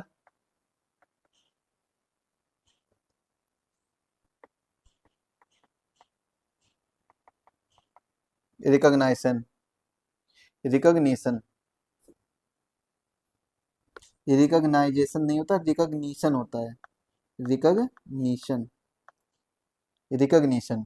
तो ये आप लोग याद रखेंगे। तो ये जितने भी एग्जाम्पल बताए हैं, ये सभी किसके एग्जाम्पल हैं? ये सभी हमारे इनपुट डिवाइस के एग्जाम्पल हैं। ये सभी किसके एग्जाम्पल देखने को मिलते हैं? ये सभी हमारे इनपुट डिवाइस के एग्जाम्पल देखने को मिलते हैं। अब देखिए, कई बार क्वेश्चन क्या है, अंदर से भी पूछ लिया जाता है। मतलब जो इनपुट डिवाइस के मैंने टाइप बताए, इनके अंदर से क्वेश्चन पूछ लिया जाता है। जैसे कि सबसे पहले हम बात कर लेते हैं कीबोर्ड के बारे में। सबसे पहले हम किसके बारे में बात करते हैं? कीबोर्ड के बारे में बात करते हैं। अच्छा, कीबोर्ड के बारे में, ये कीबोर्ड जो है ये कैसी डिवाइस है? आप कहेंगे सर ये इनपुट डिवाइस है। ये कैसी डिवाइस है? ये इनपुट डिवाइस है। तो जो कीबोर्ड है, कीबोर्ड कैसी डिवाइस होती है? कीबोर्ड इनपुट डिवाइस होती है। अब यहाँ पर क्वेश्चन ये बनेगा कि सर जो कीबोर्ड होता है, इस कीबोर्ड में की कितनी होती है, टोटल नंबर ऑफ कीज कितनी होती हैं? तो यहाँ पर क्वेश्चन क्या बनता है? Total number of keys. अब देखिए यहाँ पर ऑप्शन पर डिपेंड करेगा कि आंसर क्या होगा। अगर सबसे जो इस बेहतर आंसर माना जाता है, वो क्या माना जाता है? 105 से 108। टोटल नंबर ऑफ कीज कितनी होती हैं? 105 भी हो सकती हैं, 108 भी हो सकती हैं, या 104 भी कहीं कहीं पर लिखा हुआ नजर आएगा। कितना लिखा हुआ नजर आएगा? 104। तो ऑप्शन पर डिपेंड करेगा कि किस प्रकार का ऑप्शन दिया गया है। अगर ऑप्शन में 104 भी, 105 भी और 108 भी है, तो आप टिक लगाएंगे 108 पर। जैसे कि अगर ऑप्शन दिया गया 104 का दिया गया, 105 का दिया गया, 108 का दिया गया, 110 का दिया गया, तो ऑप्शन पर टिक लगाएंगे 108 पर। अगर ऑप्शन दिए गए 104 का दिया गया, 103 का दिया गया, 101, 102, तो ऑप्शन टिक लगाएंगे 104 पर। अगर ऑप्शन दिया गया 105 का दिया गया, 104 का दिया गया, 103 का दिया गया, 102 का दिया गया, तो आप लगाएंगे 105 पर, ना कि 104 पर, क्योंकि यहाँ पर 105 दिया गया है। 104 के ऊपर वाले पर ही या 104 पर ही टिक लगाएंगे। तो ये ऑप्शन पर डिपेंड करेगा कि ऑप्शन किस प्रकार से दिए जा रहे हैं, कि कीबोर्ड में कितनी की होती है, टोटल नंबर ऑफ की कितनी होती हैं। अच्छा, कीबोर्ड के जो लेआउट होते हैं, वो 3 प्रकार के लेआउट होते हैं। एक होता है कीबोर्ड का लेआउट जो एजर्टी होता है। कैसा होता है? एजर्टी। एजर्टी एजर्टी लेआउट आपने देखा होगा। एजर्टी लेआउट कैसा होता है? जब आप अपने मोबाइल में कीबोर्ड ऐसे, मतलब मोबाइल चला रहे होंगे, तो मोबाइल में नीचे तरफ कीबोर्ड खुल के आता है। तो नीचे तरफ कीबोर्ड खुलने पर आपको दिखता होगा कि यहाँ पर दूसरी लाइन जो होती है कीबोर्ड में, पहली लाइन तो कहीं ना कहीं कैरेक्टर की होती है, मतलब जो नंबर की होती है, नंबर की होती है कीबोर्ड में। अगर आप कीबोर्ड प्रॉपर कीबोर्ड देखेंगे, तो जो दूसरी लाइन होती है, पहली लाइन में स्पेशल कैरेक्टर या नंबरिंग होती है। स्पेशल कैरेक्टर होते हैं, जैसे नंबरिंग होती है, जैसे पहले पे देखिए, मान लीजिए कुछ भी दिया गया हो, दूसरे पे क्या होता है? दूसरे पे एट द रेट होता है, तीसरे पे मान लीजिए और कुछ होता है, ऐसे मतलब कई वो दिए होते हैं। पहले पे होता है ऐसे, देखिए अभी जो हम कीबोर्ड यूज करते हैं, जिसपे पहले पे इस प्रकार का साइन होता है, दूसरे पे एट का साइन होता है, तीसरे पर हैश का साइन होता है, और चौथे पर साइन होता है डॉलर का साइन होता है, पांचवें पर किसका साइन होता है? परसेंट का साइन होता है 5 नंबर पर। 6 नंबर पर किसका साइन होता है? 6 नंबर पर इसका साइन होता है। इसके बाद में 7 नंबर पर किसका साइन होता है? एम्परसेंड का साइन होता है। 8 नंबर पर एस्ट्रिक्स का साइन होता है। और 9 नंबर पर किसका साइन होता है? इस स्मॉल ब्रेकेट ओपन का साइन होता है। और 10 नंबर पर स्मॉल ब्रेक 0 नंबर पर स्मॉल ब्रेकेट क्लोज का साइन होता है। इसके बाद में डैश और अंडरस्कोर का साइन होता है, ऐसे होता है ना साइन। और इसके बाद में क्या होता है? प्लस और इक्वल का साइन होता है। अभी जब कीबोर्ड के हम एक आपको कीबोर्ड का वो लगाएंगे इमेज, उस इमेज के माध्यम से आपको बताएंगे कि कीबोर्ड, तो पहले सबसे पहले तो आप कीबोर्ड के बारे में हम बाद में बताएंगे किस प्रकार से होता है। तो हम सबसे पहले इसके लेआउट के बारे में जान लेते हैं। किसके बारे में जान लेते हैं? लेआउट के बारे में। अगर लेआउट के बारे में जानेंगे तो इसके 3 लेआउट देखने को मिलते हैं। एक एजर्टी, एक मिलता है डोआर्क डोआर्क और एक मिलता है क्वेर्टी। और आज के समय में जो प्रचलित लेआउट है वो कौन सा है? क्वेर्टी लेआउट है। जब आप अपना मोबाइल फोन ओपन करेंगे और नीचे देखेंगे कुछ टाइप करने के लिए कीबोर्ड ओपन करेंगे, तब आपको ये वाला लेआउट देखने को मिलता है। जो सबसे ऊपर लाइन लेटर्स की लाइन होती है, उस ऊपर की लेटर की लाइन में जो क्रम होता है वो कैसा होता है? वो इस प्रकार से होता है, QWERTY और UIOP। नीचे वाली लाइन में देखने को मिलता है ASDF GHJKL, ये देखने को मिलता है। उससे नीचे वाली लाइन में ZXCBBNM ऐसे देखने को मिलता है। तो इस प्रकार से ये लेटर्स या अल्फाबेट देखने को मिलते हैं। तो ये जो क्वेर्टी है ना, ये क्या है? ये जो क्वेर्टी दिया गया है, क्वेर्टी, तो ये जो लेआउट है आज के समय में प्रचलित लेआउट माना जाता है। तो इसी प्रकार से इसी से बना है ये क्वेर्टी लेआउट। तो क्वेर्टी लेआउट जो है वो आज के समय में, ऐसे ही क्या होता है एजर्टी लेआउट, जहां पर आपको ऐसे देखने को मिलेगा AZERTY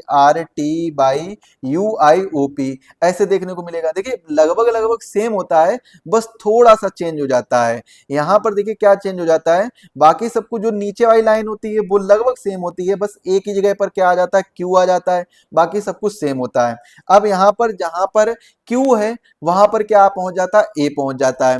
इसके जगह बाद में डब्ल्यू की जगह पर जेड हो जाता है और जेड की जगह पर डब्ल्यू हो जाता है। बस इतना चेंज देखने को मिलता है इस वाले क्वेर्टी लेआउट से एजर्टी लेआउट, जो है वो बहुत ही माइनर चेंजेस देखने को मिलते हैं। बाकी सब कुछ सेम है, बाकी कुछ भी अलग नहीं है, सब कुछ सेम है। थोड़ा सा चेंज और देखने को मिलता है कि यहाँ पर एल और एल के बाद में जस्ट एम आ जाता है, और इसके बाद में एम आ जाएगा, और एम के बाद में नीचे जो है वो एन पर ही एंड हो जाएगा। बस इतना चेंज देखने को मिलता है क्वेर्टी और एजर्टी में। इसके अलावा ज्यादा चेंजेस देखने को नहीं मिलता है। फिर एक एक लेआउट कौन सा होता है? डोआर्क लेआउट। डोआर्क लेआउट में क्या होता है? जो डोआर्क लेआउट होता है उसमें ये देखने को मिलता है, जो सेकेंड लाइन होती है अल्फाबेट की, उसमें जो पांचों वोवेल्स हैं वो एक साथ देखने को मिल जाते हैं। वो भी किस क्रम में? AOEUI, ऐसे क्रम में पांचों वोवेल्स देखने को मिल जाते हैं इस सेकेंड वाली रो में। सेकेंड वाले रो में पांचों वोवेल्स स्टार्टिंग में ही देखने को मिल जाते हैं इस वाले क्रम में। जो मैंने ये क्रम लिखा है, ये क्रम याद रखिएगा, बहुत ही इंपॉर्टेंट क्रम है, इस क्रम को याद रखिएगा। तो ये आपको देखने को मिल जाएंगे। तो अभी तक आपने क्या देखा? अभी तक देखा आपने जो भी हमारे कीबोर्ड्स के लेआउट हैं उनके बारे में मैंने बताया। अब हम एक चीज और देख लेते हैं, टोटल नंबर ऑफ कीज कितनी होती हैं? मैंने आपको बताया टोटल नंबर, टाइप ऑफ की। अगर हम टाइप के बारे में चर्चा करें तो कितने टाइप की होती हैं? आप कहेंगे सर 5 टाइप की होती हैं। कौन कौन सी 5 टाइप होते हैं? की के टाइप कौन कौन से होते हैं? हेडिंग क्या पड़ेगी? टाइप्स ऑफ की। टाइप्स ऑफ की में आप कहेंगे सर 5 टाइप्स की होती हैं। पहली कौन सी होती है? अल्फाबेटिक। अल्फाबेटिक की होती हैं। दूसरी कौन सी होती हैं? न्यूमेरिक की होती हैं। तीसरी कौन सी होती हैं? फंक्शन की होती हैं, फंक्शन की। इसके बाद में एरो की होती हैं, एरो की। इसके बाद में कुछ स्पेशल की होती हैं, स्पेशल की। अभी हम सभी के बारे में बताएंगे कौन कौन सी की। इसके बाद में ये 5 टाइप की देखने को मिलती हैं। उसके बाद में आपको इसके बाद में अलावा भी कई कीबोर्ड में होता है, देखा गया होगा, कई कीबोर्ड में इसके अलावा भी की देखने को मिलती हैं। जो कौन कौन सी? जिन्हें हम बोलते हैं मल्टीमीडिया की। मल्टीमीडिया की, मल्टीमीडिया की देखने को मिलती हैं, जिसमें volume up, volume down, brightness up, brightness down, ऐसी की देखने को मिलती हैं। अब यहाँ पर बात करेंगे अल्फाबेटिक की में ए से लेकर जेड तक अल्फाबेट सभी होते हैं। न्यूमेरिक की में 0 से 9 तक न्यूमेरिकल होते हैं। फंक्शन की में F1 से लेकर F12 तक फंक्शन की होती हैं। एरो की में अप, डाउन, लेफ्ट, राइट, तो इस प्रकार से 4 की होती हैं। स्पेशल की में जैसे कंट्रोल, जिसे हम CTRL लिखा होता है वहां पर कीबोर्ड में, जिसे बोलते हैं क्या है? कंट्रोल बोलते हैं, लिखा होता है CTRL। इसके बाद में शिफ्ट, शिफ्ट, शिफ्ट, क्या हो रहा है? शिफ्ट, शिफ्ट के बाद में space bar, space bar, back space, back space, page up, page down. तो ये सब क्या है, ये सब हमारी स्पेशल की के अंतर्गत आते हैं। जैसे होम बटन होती है, होम की होती है, इंड की होती है, इंसर्ट होती है, प्रिंट स्क्रीन होता है, और भी जैसे बहुत सी की होती हैं। और फंक्शन की होती है जो कि F1 से F12 तक तो होती है, और साथ में एक फंक्शन FN की भी होती है, एक विंडो की होती है, एक ALT की होती है, और एक कैप्स लॉक की होती है, एक टैब की होती है, एक ESC की होती है।